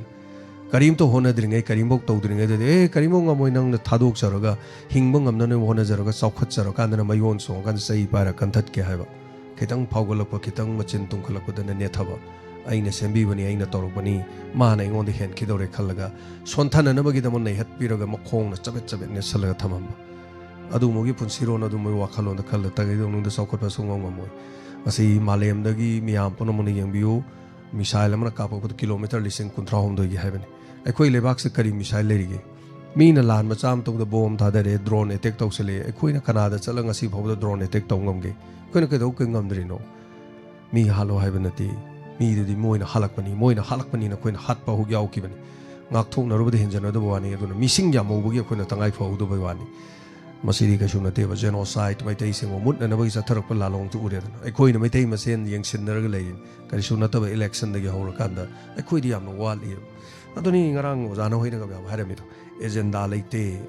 leite na thabak tawi lore thagachari thank you so much hanana aduna mayokti yadaba yaroi honadabadi yaroi song honadabadi yaroi aduna ꯑꯩꯈꯣꯏꯒꯤ ꯂꯩꯕꯥꯛ ꯑꯃ ꯑꯩꯈꯣꯏꯅ ꯍꯣꯡꯗꯣꯛꯅꯕ ꯍꯣꯠꯅꯕꯗ ꯑꯗꯣꯝꯒꯤ ꯌꯥꯝ ꯆꯥꯎꯔꯕ ꯗꯥꯏꯇ ꯑꯃ ꯂꯩꯕ ꯑꯗꯨꯁꯨꯅꯦ ꯑꯗꯣꯝꯒꯤ ꯈꯨꯕꯤꯗꯣ ꯑꯗꯣꯝꯒꯤ ꯊꯧꯅꯥ ꯑꯗꯣꯝꯒꯤ ꯈꯣꯡꯐꯝ ꯁꯤꯅꯦꯕ ꯌꯥꯝ ꯃꯔꯨ ꯑꯣꯏꯔꯤꯁꯦ ꯁꯤ ꯃꯌꯥꯝꯁꯦ ꯆꯪꯗꯕ ꯁꯨꯡꯌꯥ ꯌꯥꯔꯣꯏ ꯊꯥꯒꯠꯆꯔꯤ ꯃꯇꯝ ꯌꯥꯝꯅ ꯂꯩꯇ꯭ꯔꯦ ꯀꯣꯜ ꯑꯃꯒꯨꯝꯕꯒꯤ ꯈꯨꯗꯣꯡꯆꯥꯕ ꯂꯩꯔꯤ ꯑꯗꯨꯒ ꯊꯥꯒꯠꯆꯔꯤ ꯀꯣꯜ ꯂꯥꯛꯇ꯭ꯔꯒꯅ ꯃꯌꯥꯝꯒꯤ ꯀꯣꯃꯦꯟ ꯈꯔ ꯄꯥꯔꯒ ꯑꯗꯨꯝ ꯊꯧꯔꯝ ꯂꯣꯏꯁꯤꯟꯖꯒꯦ ꯊꯧꯔꯝꯗ ꯌꯥꯎꯕꯤꯔꯤꯕꯁꯤꯡ ꯍꯟꯅ ꯍꯟꯅ ꯊꯥꯒꯠꯆꯔꯤ ꯁꯤꯅꯤ ꯑꯩꯈꯣꯏꯒꯤ ꯗꯥꯏꯃꯟ ꯗꯣꯅꯔꯁꯅ ꯐꯦꯃꯤꯂꯤꯅ ꯑꯗꯨꯒ ꯗꯥꯏꯃꯟ ꯌꯥꯎꯕꯁꯨ ꯌꯥꯎꯗꯕꯁꯨ ꯃꯇꯦꯡ ꯄꯥꯡꯖꯔꯨꯗꯅ ꯍꯥꯏꯇꯥꯔꯦ ꯑꯩꯅ ꯃꯁꯤꯗꯤ ꯅꯨꯃꯤꯠ ꯃꯔꯤꯅꯤꯁꯤꯗ ꯍꯦꯛꯇ ꯆꯠꯄ ꯂꯣꯏꯁꯤꯜꯂꯒꯦꯅ ꯍꯦꯛꯇ ꯆꯠꯂꯕꯅꯤ ꯏꯅꯥꯎ ꯕꯣꯃꯦꯁꯣꯔꯒꯤꯁꯨ ꯑꯇꯩꯁꯨ ꯂꯣꯏꯅꯃꯛ ꯉꯁꯥꯏ ꯋꯥꯀꯔꯝ ꯁꯣꯁꯤꯂꯥꯅ ꯍꯥꯏꯕ ꯑꯣꯏꯔ ꯃꯥꯜꯂꯦ ꯑꯣꯂꯦꯟꯁꯤ ꯌꯥꯝꯅ ꯋꯥꯕ ꯃꯥꯜꯂꯦꯅ ꯍꯥꯏꯗ ꯑꯣꯂꯦꯟꯁꯤ ꯋꯥꯕ ꯅꯠꯇꯦ ꯃꯥꯁꯤ ꯋꯥꯖꯔꯕꯅꯦ ꯍꯥꯏꯇꯥꯔꯦ ꯑꯁ ꯂꯣꯏꯕꯅꯦ ꯑꯩꯈꯣꯏ ꯑꯣꯂꯦꯟꯅꯒ ꯂꯧꯔꯤꯕ ꯊꯧꯗꯥꯡ ꯑꯩꯒꯤ ꯏꯆꯥ ꯏꯅꯥꯎꯁꯤ ꯂꯩꯔꯤꯕꯁꯤꯡꯁꯦ ꯂꯣꯏꯅꯃꯛ ꯍꯥꯏꯇꯥꯔꯦ ꯂꯣꯏꯅ ꯂꯧꯔꯤꯕ ꯊꯧꯗꯥꯡꯁꯤꯡ ꯑꯗꯨꯅ ꯀꯩꯁꯨ ꯌꯥꯝꯅ ꯁꯤꯗ ꯀꯩꯅꯣ ꯇꯧꯕ ꯅꯠꯇꯦ ꯐꯪꯕ ꯐꯪꯗꯕ ꯑꯗꯨꯒꯤ ꯋꯥ ꯅꯠꯇꯦ ꯍꯣꯠꯅꯔꯤꯕꯅꯦꯕ ꯀꯔꯤꯒꯤꯗꯃꯛ ꯍꯣꯠꯅꯔꯤꯅꯣ ꯍꯥꯏ ꯀꯥꯟꯗ ꯏꯔꯝꯗꯝꯁꯤꯒꯤꯅꯦꯕ ꯑꯩꯈꯣꯏ ꯇꯤꯚꯤ ꯆꯦꯅꯦꯜꯗ ꯑꯗꯨꯒ ꯌꯨꯇ꯭ꯌꯨꯕꯇ ꯇꯤꯚꯤ ꯆꯦꯅꯦꯜꯗ ꯃꯌꯥꯝꯅ ꯌꯦꯡꯕꯤꯔꯗꯤ ꯑꯩꯈꯣꯏ ꯄꯩꯁꯥ ꯐꯪꯉꯦ ꯃꯔꯨꯑꯣꯏꯅ ꯑꯩꯈꯣꯏ ꯇꯤꯚꯤ ꯆꯦꯅꯦꯜꯗꯒꯤꯗꯤ ꯑꯩꯈꯣꯏꯒꯤ ꯌꯨꯇ꯭ꯌꯨꯕꯇ ꯌꯦꯡꯕꯅ ꯑꯩꯈꯣꯏ ꯍꯦꯟꯅ ꯄꯩꯁꯥ ꯐꯪꯉꯦꯕ ꯑꯩꯈꯣꯏꯗ ꯑꯗꯣ ꯍꯧꯖꯤꯛꯇꯤ ꯍꯥꯟꯅ ꯑꯩꯈꯣꯏ ꯌꯨꯇ꯭ꯌꯨꯕꯇ ꯌꯦꯡꯉꯝꯕ ꯃꯌꯥꯝꯗꯨꯁꯨ ꯔꯦꯗꯤꯑꯣ ꯁꯟꯇꯣꯛꯔꯕꯅꯤ ꯂꯣꯏꯅ ꯑꯣ ꯌꯨꯇ꯭ꯌꯨꯕꯇ ꯌꯦꯡꯗ꯭ꯔꯁꯨ ꯌꯥꯔꯦꯅ ꯔꯦꯗꯤꯑꯣꯗ ꯂꯣꯏ ꯌꯦꯡꯊꯣꯛꯈ꯭ꯔꯦꯕ ꯑꯗꯣ ꯑꯩꯈꯣꯏꯗꯤ ꯚ꯭ꯌꯨꯁꯇꯣ ꯍꯟꯊꯩꯌꯦꯕ ꯍꯟꯊꯕꯗꯣ ꯑꯩꯈꯣꯏ ꯚ꯭ꯌꯨꯁ ꯍꯟꯊꯈ꯭ꯔꯦ ꯔꯦꯗꯤꯑꯣ ꯃꯨꯠꯊꯠꯂꯒꯦ ꯍꯥꯏꯕ ꯈꯟꯗꯦꯕ ꯍꯦꯟꯅ ꯔꯦꯗꯤꯑꯣ ꯐꯥꯗ꯭ꯔꯤꯕ ꯃꯐꯝꯁꯤꯡꯁꯦ ꯀꯔꯤꯒꯤ ꯐꯥꯗ꯭ꯔꯤꯅꯣ ꯃꯌꯥꯝ ꯂꯩꯃꯤꯟꯅꯔꯤꯁꯤꯡꯁꯦ ꯂꯣꯏ ꯐꯥꯔꯒ ꯑꯩꯈꯣꯏꯒꯤꯅ ꯇꯧꯔꯤꯕꯁꯤꯅ ꯐꯥꯗ꯭ꯔꯤ ꯀꯔꯤꯒꯤꯅꯣ ꯁꯤ ꯋꯥꯈꯜꯁꯦ ꯈꯛꯇꯅꯦ ꯑꯩꯈꯣꯏꯅ ꯈꯜꯂꯤꯁꯦ ꯑꯩꯈꯣꯏꯅ ꯐꯥꯁ ꯇꯥꯔꯒꯦ ꯑꯩꯈꯣꯏꯅ ꯍꯦꯜꯂꯒꯦ ꯑꯩꯈꯣꯏ ꯇꯣꯞ ꯇꯥꯔꯒꯦ ꯁꯨꯡꯈꯟ ꯈꯟꯗꯦ ꯀꯔꯤꯒꯨꯝꯕ ꯑꯇꯣꯞꯄ ꯔꯦꯗꯤꯑꯣ ꯆꯦꯅꯦꯜ ꯑꯃꯅ ꯐꯥꯔꯤꯕ ꯃꯐꯝꯗꯣ ꯑꯩꯈꯣꯏꯗꯤ ꯀꯩꯗꯧꯕꯩ ꯐꯥꯔꯣꯏꯗꯣꯏꯅꯣꯕ ꯁꯤꯅꯤꯒꯤ ꯋꯥꯍꯪꯁꯤ ꯑꯇꯩ ꯀꯔꯤꯝ ꯂꯩꯇꯦ ꯃꯤꯉꯣꯟꯗ ꯀꯜꯂꯛꯄꯁꯨ ꯂꯩꯇꯦ ꯑꯩ ꯀꯔꯤꯝꯇꯅꯦ ꯃꯤꯅ ꯇꯧꯕ ꯊꯕꯛꯇ ꯃꯣꯏꯅ ꯍꯦꯜꯂꯦ ꯑꯗꯨꯗ ꯑꯩ ꯀꯜꯂꯛꯄ ꯁꯨꯡꯂꯩ ꯍꯦꯛ ꯂꯩꯇꯦ ꯑꯩꯉꯣꯟꯗ ꯑꯗꯨꯒꯅꯦ ꯑꯩꯅꯒꯤ ꯋꯥꯈꯜꯗꯗꯤ ꯑꯣ ꯃꯣꯏꯅ ꯐꯥꯔꯤ ꯑꯗꯨꯃꯥꯏꯅ ꯑꯩ ꯃꯅꯤꯡꯗ ꯑꯣꯏꯔꯣ ꯃꯊꯛꯇ ꯑꯣꯏꯔꯣ ꯃꯆꯥ ꯑꯃꯇꯪ ꯑꯩꯈꯣꯏꯒꯤꯁꯨ ꯐꯥꯖꯗꯅ ꯃꯌꯥꯝ ꯇꯥꯕꯤꯔꯗꯤ ꯁꯤ ꯈꯛꯇꯅꯦ ꯑꯩꯈꯣꯏꯅ ꯈꯜꯂꯤꯁꯦ ꯔꯦꯗꯤꯑꯣ ꯇꯥꯕꯗ ꯁꯦꯜ ꯐꯪꯗꯦ ꯔꯦꯗꯤꯑꯣ ꯇꯥꯕꯗ ꯌꯨꯝꯊꯣꯡ ꯈꯨꯗꯤꯡꯒꯤ ꯁꯦꯜ ꯈꯥꯏꯔꯨꯕ ꯌꯥꯗꯦ ꯀꯦꯕꯜꯗꯒꯤꯗꯤ ꯊꯥꯒꯤ ꯄꯩꯁꯥ ꯐꯪꯉꯤ ꯅꯠꯇ꯭ꯔꯥ ꯑꯗꯨꯅ ꯌꯨꯇ꯭ꯌꯨꯕꯇꯒꯤꯗꯤ ꯊꯥꯒꯤ ꯄꯩꯁꯥ ꯂꯥꯛꯑꯦꯕ ꯔꯦꯗꯤꯑꯣꯒꯤꯗꯤ ꯂꯥꯛꯇꯦꯕ ꯑꯗꯨꯕꯨ ꯔꯦꯗꯤꯑꯣꯗꯒꯤ ꯂꯥꯛꯄ ꯑꯃꯈꯛ ꯂꯩꯌꯦꯕ ꯅꯨꯡꯁꯤꯕ ꯂꯥꯛꯑꯦꯕ ꯏꯃꯥ ꯏꯕꯦꯜꯁꯤꯡꯒꯤ ꯅꯨꯡꯁꯤꯕ ꯂꯩꯕꯗ ꯐꯪꯉꯔꯣꯏꯗꯧꯕ ꯅꯨꯡꯁꯤꯕ ꯂꯥꯛꯑꯦꯕ ꯃꯌꯨꯝꯗ ꯍꯪꯒꯥꯝ ꯄꯥꯝꯕꯤ ꯑꯃ ꯍꯧꯕꯗꯅꯦ ꯑꯁ ꯆꯥꯎꯕ ꯉꯥꯏꯕ ꯉꯝꯕꯖꯥꯠꯅꯤ ꯃꯀꯥ ꯈꯔ ꯍꯦꯛꯑꯒ ꯄꯨ ꯂꯥꯛꯄꯗ ꯄꯥꯝꯕꯤꯗꯣ ꯐꯨꯛꯇꯠꯂꯒ ꯄꯨ ꯂꯥꯛꯆꯥꯅꯤ ꯑꯩꯅ ꯎꯠꯂꯤ ꯃꯌꯥꯝꯗꯣ ꯎꯠꯀꯦꯅ ꯎꯠꯂꯤꯅꯦꯕ ꯃꯌꯥꯝ ꯎꯕ꯭ꯔꯅꯦ ꯑꯇꯩ ꯆꯦꯅꯦꯜꯗ ꯑꯩꯗꯤ ꯂꯩꯗꯅꯀꯣ ꯃꯌꯥꯝ ꯔꯦꯗꯤꯑꯣ ꯆꯦꯅꯦꯜꯗ ꯅꯠꯇꯕꯀꯣ ꯔꯦꯗꯤꯑꯣꯗꯤ ꯇꯣꯛꯑꯁꯦꯕ ꯇꯤꯚꯤ ꯆꯦꯅꯦꯜꯗꯒ ꯃꯌꯥꯝ ꯑꯇꯩ ꯁꯨꯃꯥꯏꯅ ꯀꯩꯅꯣ ꯊꯤꯜꯂꯦꯅ ꯎꯕ꯭ꯔꯅꯦ ꯍꯣꯏ ꯊꯤꯜꯂꯝꯕ ꯌꯥꯏꯀꯣ ꯎꯠꯇꯦꯗꯅꯀോ ꯑꯩꯈꯣꯏꯗꯤ ꯎꯠꯂꯦꯕ ꯑꯩꯈꯣꯏꯅ ꯇꯤꯚꯤ ꯆꯦꯅꯦꯜꯗꯣ ꯑꯩꯈꯣꯏ ꯗꯥꯏꯃꯟ ꯇꯤꯚꯤꯗ ꯁꯨꯃꯥꯏꯅ ꯄꯨꯔꯛꯑꯦ ꯁꯤ ꯇꯧꯔꯦ ꯀꯥꯏꯅ ꯎꯠꯂꯤꯗꯣ ꯑꯇꯩꯒꯤ ꯅꯠꯇꯦꯕ ꯅꯨꯡꯁꯤꯕꯩꯅꯦꯕ ꯅꯨꯡꯁꯤꯕ ꯐꯪꯉꯦ ꯁꯦꯜꯗꯤ ꯇꯥꯜꯂꯒ ꯐꯪꯉꯦꯕ ꯅꯨꯡꯁꯤꯕꯗꯤꯀꯣ ꯂꯩꯔꯒ ꯁꯦꯟꯅ ꯐꯪꯗꯦꯕ ꯅꯨꯡꯁꯤꯕꯗ ꯁꯦꯟꯅ ꯂꯩꯕ ꯌꯥꯕ ꯅꯨꯡꯁꯤꯕꯗꯨꯗꯤ ꯅꯨꯡꯁꯤꯕ ꯅꯠꯇꯦꯕ ꯁꯦꯜꯒꯤ ꯅꯨꯡꯁꯤꯕꯅꯦꯕ ꯁꯦꯜ ꯄꯤꯔꯛꯇꯕ ꯃꯇꯝꯗ ꯅꯨꯡꯁꯤꯕ ꯃꯥꯡꯈꯤꯅꯦꯕ ꯑꯗꯨꯅ ꯁꯤꯒꯤ ꯃꯇꯥꯡꯗꯁꯨ ꯏꯟꯁꯄꯦꯛꯇꯔ ꯇꯌꯥꯏꯗꯁꯨ ꯋꯥꯔꯤ ꯐꯖꯕ ꯑꯃ ꯑꯗꯨꯝ ꯂꯥꯛꯀꯅꯤ ꯃꯌꯥꯝ ꯇꯥꯕꯤꯌꯣꯀꯣ ꯑꯩ ꯌꯥꯝ ꯁꯥꯡꯅ ꯍꯥꯏꯖꯔꯔꯣꯏ ꯑꯗꯨꯅ ꯅꯨꯡꯁꯤꯕ ꯐꯪꯉꯤ ꯅꯨꯡꯁꯤꯕꯗꯣ ꯃꯥꯡꯍꯟꯕ ꯌꯥꯗꯦꯕ ꯏꯃꯥ ꯏꯕꯦꯜꯒꯤ ꯅꯨꯡꯁꯤꯕ ꯑꯩꯈꯣꯏꯅ ꯃꯐꯝ ꯑꯃꯗ ꯆꯠꯂꯨꯀꯥꯟꯗꯀꯣ ꯐꯤꯗꯥꯁꯦ ꯑꯩꯗ ꯅꯠꯇꯦ ꯑꯣꯂꯦꯟ ꯍꯣꯏ ꯆꯠꯈꯤꯕ ꯑꯣꯏꯔꯣ ꯖꯦꯃꯤ ꯍꯣꯏ ꯆꯠꯈꯤꯕ ꯑꯣꯏꯔꯣ ꯑꯩꯒꯤ ꯏꯆꯥ ꯏꯅꯥꯎꯁꯤꯡ ꯆꯠꯄꯗ ꯃꯣꯏꯗ ꯐꯪꯉꯤꯁꯤ ꯁꯤꯒꯤ ꯅꯨꯡꯁꯤꯕꯗꯨꯒꯤ ꯋꯥꯅꯤꯗ ꯑꯗꯨꯅ ꯁꯤꯒꯤ ꯅꯨꯡꯁꯤꯕꯁꯦ ꯃꯥꯡꯍꯟꯕ ꯌꯥꯗꯦ ꯊꯦꯡꯛ ꯌꯨ ꯁꯣ ꯃꯆ ꯍꯟꯅ ꯊꯥꯒꯠꯆꯔꯤ ꯄꯨꯝꯅꯃꯛ ꯑꯗꯨꯒ ꯊꯧꯔꯝ ꯑꯁꯤꯒꯤ ꯂꯥꯁ ꯀꯣꯜ ꯑꯣꯏꯅ ꯑꯩ ꯑꯃꯇꯪ ꯂꯧꯈꯠꯆꯒꯦ ꯍꯜꯂꯣ ꯍꯜꯂꯣ ꯁꯥꯔ ꯑꯩ ꯄꯥꯡꯒꯩꯗꯩꯅꯦ ꯄꯦꯃꯤꯂꯥ ꯑꯣ ꯅꯍꯥꯟ ꯁꯥꯔꯅ ꯂꯥꯛꯑꯝꯕꯗꯣ ꯌꯥꯝ ꯍꯔꯥꯎꯋꯦꯅ ꯍꯥꯏꯒꯦ ꯇꯧꯕ ꯑꯗꯨꯗꯒꯤ ꯑꯩꯁꯦ ꯊꯧꯔꯝꯕꯣꯠꯇꯤ ꯑꯗꯨꯝ ꯇꯥꯖꯩꯌꯦꯕꯀꯣ ꯑꯗ ꯗꯣꯅꯔꯁꯦ ꯊꯧꯔꯝꯗꯪ ꯁꯨꯝ ꯇꯥꯕꯅꯗꯤ ꯀꯥꯟꯅꯗ꯭ꯔꯦ ꯀꯩꯅꯣ ꯗꯣꯅꯔ ꯌꯥꯎꯒꯦꯅ ꯋꯥꯈꯜꯗ ꯁꯨꯝ ꯈꯜꯂꯒꯗꯤ ꯂꯩꯖꯕ ꯑꯗꯨꯒ ꯅꯍꯥꯟ ꯂꯥꯛꯄꯩꯗꯨꯗ ꯁꯥꯔ ꯑꯣꯂꯦꯟꯒ ꯇꯧꯔꯒ ꯑꯩꯁꯨ ꯌꯥꯎꯖꯈ꯭ꯔꯦ ꯑꯗꯨ ꯌꯥꯝ ꯍꯔꯥꯎꯋꯦ ꯑꯗꯒꯤ ꯄꯥꯡꯒꯩꯗꯁꯨ ꯂꯥꯛꯄꯤꯔꯝꯕꯗꯨꯗ ꯑꯗꯩ ꯑꯗꯨꯒꯤ ꯌꯥꯎꯅꯤꯡꯉꯒ ꯁꯨꯝ ꯌꯥꯎꯕ ꯐꯪꯗꯅ ꯁꯨꯝ ꯋꯥꯈꯜ ꯅꯨꯡꯉꯥꯏꯇꯅ ꯂꯩꯕꯗꯣ ꯀꯃꯥꯏꯅ ꯇꯧꯔꯒ ꯌꯥꯎꯁꯤꯒꯦ ꯀꯩꯗꯧꯁꯤꯒꯦꯅ ꯁꯨꯝ ꯈꯜꯂ ꯂꯩꯕꯗꯨꯗ ꯅꯍꯥꯟꯁꯦ ꯗꯣꯡ ꯂꯥꯎ ꯊꯦꯡꯅꯕꯗꯨꯗ ꯑꯩꯁꯨ ꯌꯥꯎꯔꯦ ꯑꯗꯨꯒ ꯈꯨꯟꯗꯥꯛꯄꯝꯒꯤ ꯏꯃꯥ ꯄꯤꯁꯛꯇꯣ ꯑꯗꯨꯁꯨ ꯃꯥꯗꯤ 1ꯗ ꯌꯥꯎꯋꯦ ꯍꯥꯏꯌꯦꯕ ꯑꯗ ꯑꯩꯅ ꯑꯗꯨꯝ ꯑꯩꯈꯣꯏ ꯁꯣꯝ ꯃꯥꯏꯀꯩꯒꯤꯁꯨ ꯄꯨꯜꯂꯕꯅꯤꯅ ꯏꯃꯥ ꯄꯤꯁꯛꯀꯤ ꯃꯥ 1ꯗ ꯌꯥꯎꯋꯤ 1ꯗ ꯑꯗꯨꯝ ꯍꯥꯞꯄꯤꯔꯣꯅ ꯁꯥꯔ ꯑꯣꯂꯦꯟꯗ ꯍꯥꯏꯔꯦ ꯑꯗꯨꯒ ꯍꯥꯞꯄꯤꯔ ꯃꯥꯅꯦ ꯑꯗꯨꯒ ꯅꯨꯡꯗꯥꯡꯗ ꯃꯦꯁꯦꯖ ꯊꯥꯔꯛꯑꯦ ꯑꯗꯨ ꯌꯥꯝ ꯍꯔꯥꯎꯋꯦ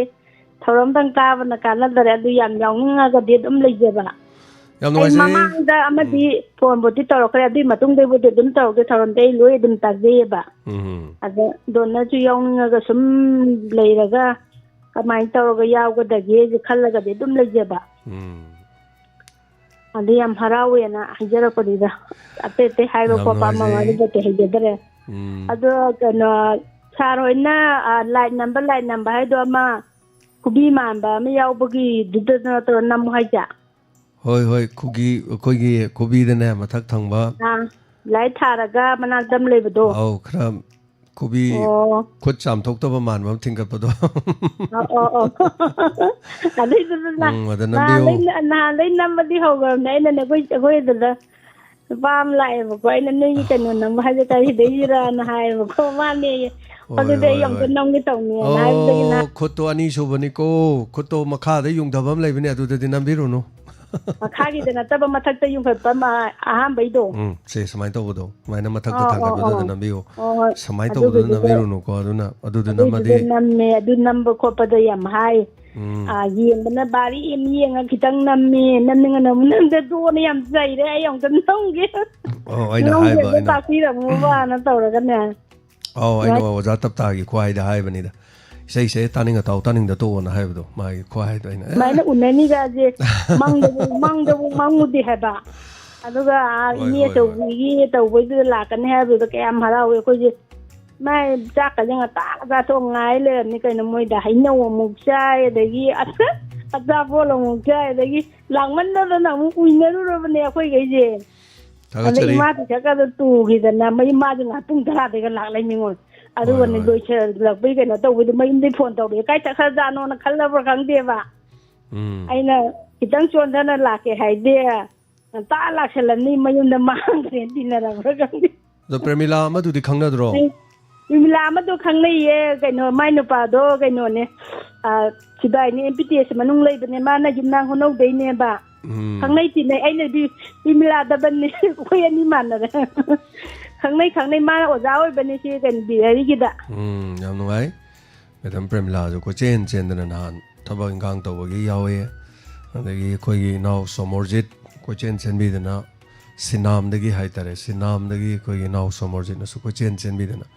ꯍꯣꯠꯅꯕꯤ ꯈꯨꯟꯗ꯭ꯔꯥꯛꯄꯝꯗ ꯂꯩꯕꯅꯤ ꯑꯗꯨꯝ ꯑꯗꯒꯤ ꯋꯥꯏꯇꯣꯟꯗꯁꯨ ꯂꯩꯕꯅꯦ ꯋꯥꯏꯇꯣꯟꯗꯒꯤ ꯊꯣꯏꯕꯤꯅ ꯑꯃꯁꯨ ꯂꯩꯕꯅꯤ ꯑꯗꯨꯒ ꯑꯇꯩ ꯑꯇꯩꯁꯨ ꯑꯃꯅꯤ ꯑꯗꯨم ꯂꯩꯈꯤꯕꯅꯦ ꯀꯥꯎꯈ꯭ꯔꯦ ꯑꯇꯩꯗꯤꯀꯣ ꯑꯗꯨꯃꯥꯏꯅ ꯇꯧꯗꯅ ꯑꯗꯨꯅ ꯄꯥꯡꯒꯩꯗꯨ ꯕꯖꯥꯔ ꯍꯥꯏꯒꯗ꯭ꯔꯥ ꯀꯩꯊꯦꯜ ꯍꯥꯏꯇꯥꯔꯦꯅꯦꯀꯣ ꯄꯥꯡꯒꯩ ꯀꯩꯊꯦꯜꯗꯅꯦ ꯑꯩꯅ ꯄꯣꯠ ꯂꯩꯔꯤꯁꯦ ꯑꯩ ꯁ꯭ꯋꯥꯏꯗꯒꯤ ꯂꯩꯔꯛꯄ ꯌꯥꯏ ꯑꯗꯨꯅ ꯊꯑꯣꯏꯅ ꯄꯥꯡꯒꯩ ꯀꯩꯊꯦꯜꯗꯤ ꯂꯩꯒꯦꯅ ꯂꯩꯅꯦ ꯀꯩꯒꯤ ꯂꯩꯅꯣ ꯍꯥꯏ ꯀꯥꯟꯗꯅꯦ ꯄꯥꯡꯒꯩꯒꯤ ꯑꯗꯨꯒꯤ ꯄꯨꯂꯤꯁ ꯇ꯭ꯔꯦꯅꯤꯡ ꯁꯦꯟꯇꯔꯗꯨꯗ ꯑꯩ ꯄꯣꯛꯄ ꯏꯄꯥꯁꯦ BSF ꯑꯣꯏꯔꯛꯑꯦꯕ ꯃꯥꯁꯦ ꯑꯗꯩꯗ ꯇ꯭ꯔꯦꯅꯤꯡ ꯇꯧꯔꯛꯑꯦꯕ ꯅꯍꯥꯟꯋꯥꯏ ꯑꯗꯣ ꯃꯣꯏꯁꯦ ꯄꯥꯡꯒꯩꯗ ꯀꯨꯏꯅ ꯂꯩꯔꯛꯑꯦꯕ ꯑꯩꯈꯣꯏꯅ ꯑꯉꯥꯡ ꯑꯣꯏꯔꯤꯉꯩꯗ ꯍꯥꯏꯇꯥꯔꯦ ꯑꯗꯣ ꯑꯗꯥꯏꯗꯣ ꯄꯥꯡꯒꯩꯗꯣ ꯑꯩꯈꯣꯏ ꯄꯥꯕꯨꯡ ꯍꯣꯏꯅ ꯂꯩꯔꯝꯕꯅꯤ ꯇ꯭ꯔꯦꯅꯤꯡ ꯁꯦꯟꯇꯔꯗ ꯂꯩꯔꯝꯕꯅꯤ ꯑꯗꯒꯤꯗꯤ ꯀꯩꯊꯦꯜ ꯊꯣꯛꯇꯅ ꯄꯣꯠ ꯆꯩ ꯂꯩ ꯈꯣꯠꯂꯤ ꯑꯗꯥꯏꯗꯒꯤ ꯄꯣꯠ ꯆꯩ ꯂꯩ ꯈꯣꯠꯂꯤ ꯕꯕꯥꯅ ꯋꯥꯔꯤ ꯌꯥꯝ ꯁꯥꯔꯝꯃꯦꯕ ꯑꯩꯈꯣꯏꯅ ꯑꯉꯥꯡ ꯑꯣꯏꯔꯤꯉꯩꯗꯀꯣ ꯑꯗꯣ ꯑꯩꯈꯣꯏꯅ ꯀꯔꯝ ꯀꯥꯟꯗ ꯄꯥꯡꯒꯩ ꯆꯠꯇꯣꯏꯅꯣ ꯀꯥꯏꯅ ꯈꯜꯂꯦꯕꯀꯣ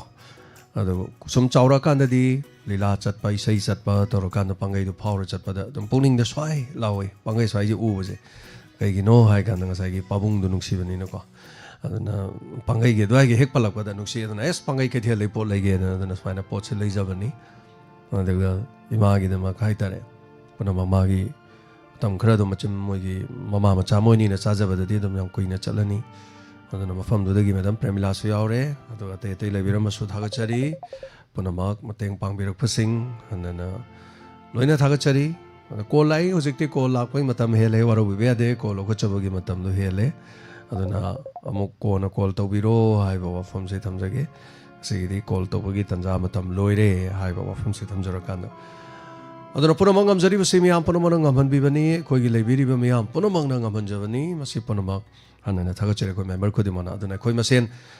ꯇꯨꯃꯤꯟꯅ ꯂꯩꯅꯒꯨꯝꯁꯤ ꯊꯧꯔꯝ ꯌꯥꯎꯁꯤ ꯇꯥꯁꯤ ꯋꯥ ꯍꯥꯏꯁꯤ ꯉꯥꯡꯁꯤ ꯀꯣ ꯑꯐꯕ ꯉꯥꯡꯁꯤ ꯑꯐꯕ ꯆꯥꯁꯤ ꯑꯐꯕ ꯊꯕꯛ ꯇꯧꯁꯤ ꯑꯗꯨꯒ ꯋꯥꯔꯕ ꯀꯥꯟꯗ ꯑꯩꯈꯣꯏ ꯃꯁꯦꯟ ꯂꯦꯞꯃꯤꯟꯅꯁꯤ ꯁꯤꯗꯒꯤ ꯍꯦꯟꯕ ꯀꯔꯤꯝꯇ ꯂꯩꯇꯦ ꯑꯗꯨꯅ ꯈꯖꯤꯛꯇꯪ ꯈꯔ ꯋꯥꯕꯗꯗꯤ ꯑꯩꯈꯣꯏꯅ ꯃꯇꯦꯡ ꯄꯥꯡꯕ ꯉꯝꯈꯤꯗꯕ ꯌꯥꯏ ꯑꯗꯨꯕꯨ ꯑꯗꯣꯝꯅ ꯗꯣꯝ ꯇꯨꯅ ꯋꯥꯔꯛꯄ ꯃꯇꯝꯗ ꯑꯩꯈꯣꯏ ꯌꯦꯡꯗꯨꯅ ꯈꯛ ꯂꯩꯔꯣꯏ ꯆꯞ ꯃꯥꯟꯅꯅ ꯂꯦꯞꯃꯤꯟꯅꯁꯤ ꯆꯠꯃꯤꯟꯅꯁꯤ ꯈꯦꯠꯅꯕ ꯂꯩꯇ꯭ꯔꯕ ꯉꯁꯤꯒꯤ ꯃꯥꯂꯦꯝꯁꯤꯗ ꯃꯤꯑꯣꯏꯕ ꯍꯥꯏꯕ ꯃꯄꯣꯛꯇꯨꯗ ꯄꯣꯛꯂꯨꯔꯕꯅꯤ ꯑꯗꯨꯅ ꯂꯣꯟ ꯊꯣꯛꯂꯤ ꯐꯤꯔꯣꯟ ꯁꯦꯠꯂꯤ ꯑꯄꯥꯝꯕ ꯈꯪꯉꯤ ꯅꯨꯡꯁꯤꯕ ꯈꯪꯉꯤ ꯏꯀꯥꯏꯕ ꯈꯪꯉꯤ ꯄꯨꯝꯅꯃꯛ ꯏꯁꯥꯒꯤ ꯊꯧꯗꯥꯡꯁꯨ ꯈꯪꯃꯤꯟꯅꯁꯦ ꯑꯇꯩ ꯂꯣꯏꯅ ꯈꯪꯉ ꯊꯧꯗꯥꯡ ꯈꯪꯉꯣꯏ ꯑꯋꯥꯕꯗ ꯁꯔꯨꯛ ꯌꯥꯔꯣꯏ ꯍꯥꯏꯕꯗꯨꯗꯤ ꯂꯥꯜꯂꯦꯕ ꯑꯗꯨꯗꯤ ꯅꯠꯇꯦꯕ if ꯑꯩꯅ as a human being ꯑꯃ ꯑꯣꯏꯔꯗꯤ ꯃꯤꯑꯣꯏꯕ ꯑꯃ ꯊꯋꯥꯏ ꯄꯥꯟꯕ ꯑꯃ ꯍꯥꯏꯕꯗꯨ ꯑꯣꯏꯔꯗꯤ ꯃꯥꯂꯦꯝ ꯑꯁꯤꯗ ꯂꯩꯔꯤꯕ ꯊꯋꯥꯏ ꯄꯥꯟꯕꯁꯤꯡ ꯄꯨꯝꯅꯃꯛꯀꯤꯗꯃꯛ ꯑꯗꯨꯒ ꯑꯩꯈꯣꯏꯒꯤ ꯃꯤꯑꯣꯏꯕ ꯈꯛ ꯅꯠꯇꯅ ꯍꯤꯡꯃꯤꯟꯅꯔꯤꯕ ꯖꯤꯕ ꯄꯥꯟꯕ ꯄꯨꯝꯅꯃꯛ ꯌꯥꯎꯅ ꯍꯤꯡꯃꯤꯟꯅꯕꯒꯤ ꯋꯥꯈꯜꯂꯣꯟ ꯑꯗꯨꯗ ꯆꯪꯁꯤꯟꯃꯤꯟꯅꯁꯦꯕ ꯃꯗꯨꯗꯒꯤ ꯍꯦꯟꯅ ꯐꯕ ꯑꯇꯣꯞꯄ ꯀꯔꯤꯝꯇ ꯂꯩꯇꯦ ꯊꯥꯒꯠꯆꯔꯤ ꯃꯇꯨꯝ ꯂꯥꯡꯂꯦꯝꯕꯤ ꯃꯦꯗꯥꯝ ꯅꯍꯥꯟꯒꯤ ꯂꯨꯄꯥ 1,000 ꯑꯃꯗꯨ ꯀꯠꯊꯣꯛꯄ ꯃꯥꯒꯤ ꯁꯦꯟꯐꯝꯁꯤ ꯕꯣꯃꯦꯁꯣꯔꯒꯤ 200 ꯑꯗꯨꯒ ꯒꯣꯄꯤꯒꯤ 300 ꯗꯣꯅꯔ ꯃꯤꯠꯀꯤ 500 ꯀꯠꯊꯣꯛꯄꯤꯔꯛꯄꯅꯤ ꯑꯗꯨꯒ ꯑꯃꯅ ꯊꯥꯡꯖꯝ ꯁꯥꯖꯧꯕꯤ ꯁꯤꯡꯖꯃꯩ ꯑꯩꯈꯣꯏꯒꯤ ꯁꯧꯒꯥꯛꯄꯝꯅ ꯑꯩꯈꯣꯏꯒꯤ ꯃꯤꯑꯣꯏ ꯑꯅꯤꯈꯛꯀꯤ ꯃꯤꯡꯗ ꯍꯥꯏꯕ ꯇꯥꯔꯦ ꯃꯇꯦꯡꯁꯦ ꯄꯥꯡꯕꯤꯔꯛꯄꯅꯤ ꯑꯗꯣ ꯍꯥꯏꯔꯤꯕꯁꯤ ꯑꯩ ꯑꯃꯨꯛꯇ ꯄꯥꯊꯣꯛꯆꯔꯛꯀꯦ ꯑꯩꯈꯣꯏ ꯏꯕꯗ ꯆꯤꯊꯔꯦ ꯌꯥꯎꯔꯛꯇ꯭ꯔꯦ ꯍꯥꯏꯇꯥꯔꯦ ꯍꯦꯟꯊꯣꯏꯕꯤ ꯊꯥꯡꯖꯝ ꯑꯃꯗꯤ ꯎꯃꯥ ꯊꯥꯡꯖꯝꯒꯤ ꯃꯤꯡꯗ ꯍꯥꯏꯇꯥꯔꯦ ꯃꯇꯦꯡ ꯄꯥꯡꯕꯤꯌꯨ ꯑꯋꯥ ꯑꯅꯥꯒꯤꯗꯅ ꯄꯤꯕꯤꯔꯛꯄꯅꯤ ꯊꯥꯒꯠꯆꯔꯤ ꯑꯇꯣꯞꯄ ꯑꯩꯈꯣꯏꯒꯤ ꯉꯁꯤ ꯇꯦꯛ ꯇꯧꯈꯤꯕ ꯑꯩꯈꯣꯏꯗ ꯃꯇꯦꯡ ꯄꯥꯡꯈꯤꯕ ꯂꯩꯔꯗꯤ ꯇꯦꯛ ꯑꯗꯨꯝ ꯇꯧꯕꯤꯔꯣ ꯉꯁꯤꯒꯤꯗꯤ ꯑꯩ ꯆꯤꯊꯖꯕ ꯌꯥꯎꯔꯒꯁꯨ ꯁꯤꯗ ꯍꯦꯟꯅ ꯏꯕ ꯉꯝꯍꯧꯗ꯭ꯔꯦ ꯑꯗꯨꯅ ꯃꯈꯥ ꯇꯥꯔꯛꯄꯗ ꯍꯌꯦꯡꯒꯤ ꯊꯧꯔꯝꯗ ꯑꯗꯨꯃꯛ ꯑꯩꯈꯣꯏ ꯂꯥꯎꯊꯣꯛꯆꯒꯦ ꯍꯥꯏꯕ ꯋꯥꯐꯝꯁꯨ ꯇꯝꯖꯕꯒ ꯂꯣꯏꯅꯅ ꯉꯁꯤꯒꯤꯗꯃꯛꯇꯗꯤ ꯃꯇꯥꯡ ꯑꯁꯤꯗ ꯊꯧꯔꯝ ꯑꯁꯤ ꯂꯣꯏꯁꯤꯟꯖꯕꯒꯤ ꯑꯌꯥꯕꯗꯨ ꯂꯧꯖꯔꯤ ꯄꯨꯝꯅꯃꯛꯄꯨ ꯏꯀꯥꯏ ꯈꯨꯝꯅꯖꯔꯤ take care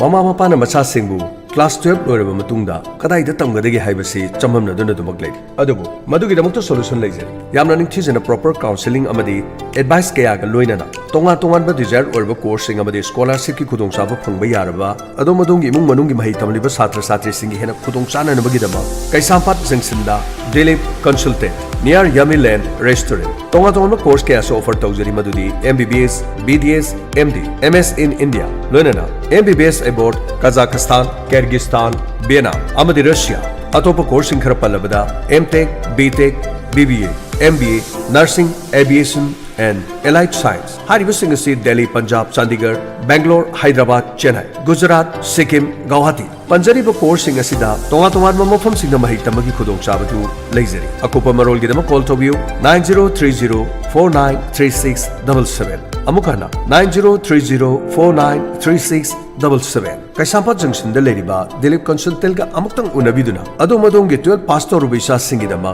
masaga sanagadaba course singda mahi tamnanabagidama amadi scholarship fangadaba desired course singi matangda khanabiyu nainabiyu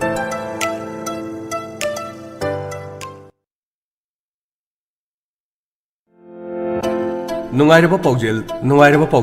Adongi Golden Opportunity Franchise Clinic cum Pharmacy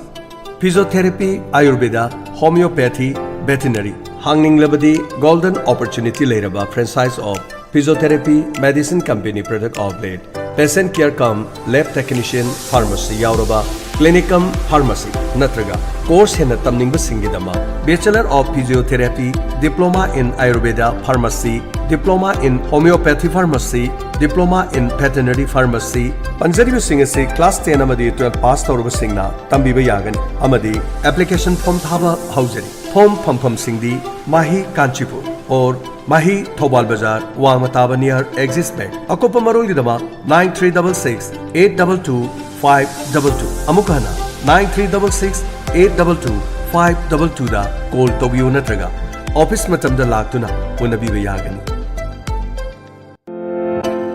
Basista Katyayani Company Paudi Yamna Taganba Utong Satpi Mayon Chikpi Maru Chikpi Amadi Wahik Taki Mapung Panang Topangam Lavahida Basista Mamal Siam no Hongba Lomi Singi Kwaidiki Faraba Hidak Makalamani Low Ubiri Bisingna Ta Sida season of the Kwaidiki Faraba Hidak Pangpamdi Laima Agro Store Arong Tongkong Mana near District Hospital Angabo Nepra Junction Sunin Agro House Charangpa Amadi Manipur ki Hidak Yonba Retailer Singda Pangbigan Akopa Marol Gidama 9863 861 738 Amukana 9863 861 738 Basista Lomi Singi Kwaidigi Faraba Katyayani Company gi Basista Amukang season aduna changging view Hogelena Tina Kayamarum Inga Tokuna Adongi Sato Poktok Hena Pagadan view Nungareba Paujel Aditya Group of Institutions, one of the best pharma and nursing colleges in Bangalore. 27 years old institute. Tonga course ki khudong chaba pizeri. Madudi Bachelor of Pharmacy, D.Pharm, BSc Nursing, ZNM Medical Lab Technology, Bachelor of Physiotherapy, Medical Imaging Technology, Operation Theatre Technology, and other paramedical courses. Khudong chaba singdi hena ning thizerba classroom amadi modern laboratory leraba. Yamna safe oiraba amadi hygienic oiraba hostel gi facility leraba mafam. Tonga maming leraba hospital amadi clinical training singa tie up toraba mafam. 100% placement and top hospital across India and abroad. Facilities for IELTS exam for abroad. Admission ki damakta Lengshin Biro, Lambe Career Solutions, Nongmaibung near Ananda Academy School, Imphal. Loinana branch office, Thobal Wangmataba near Vision School. Akopa Marol ki damak call to view 7085179497. Loinana 7980219903. Ngasing asimap unabiyu tanabiyu Aditya Group of Institutions. Adom class 12 ki matungda kari tawgadori bagi. Adom namangzari ba manglana dumang phangno bangam gadori bra. Adom gi secure oiraba bright future gi damakta same saduna lebirabra. Adurabadi ngasing asima Bangalore deliba College of Management Studies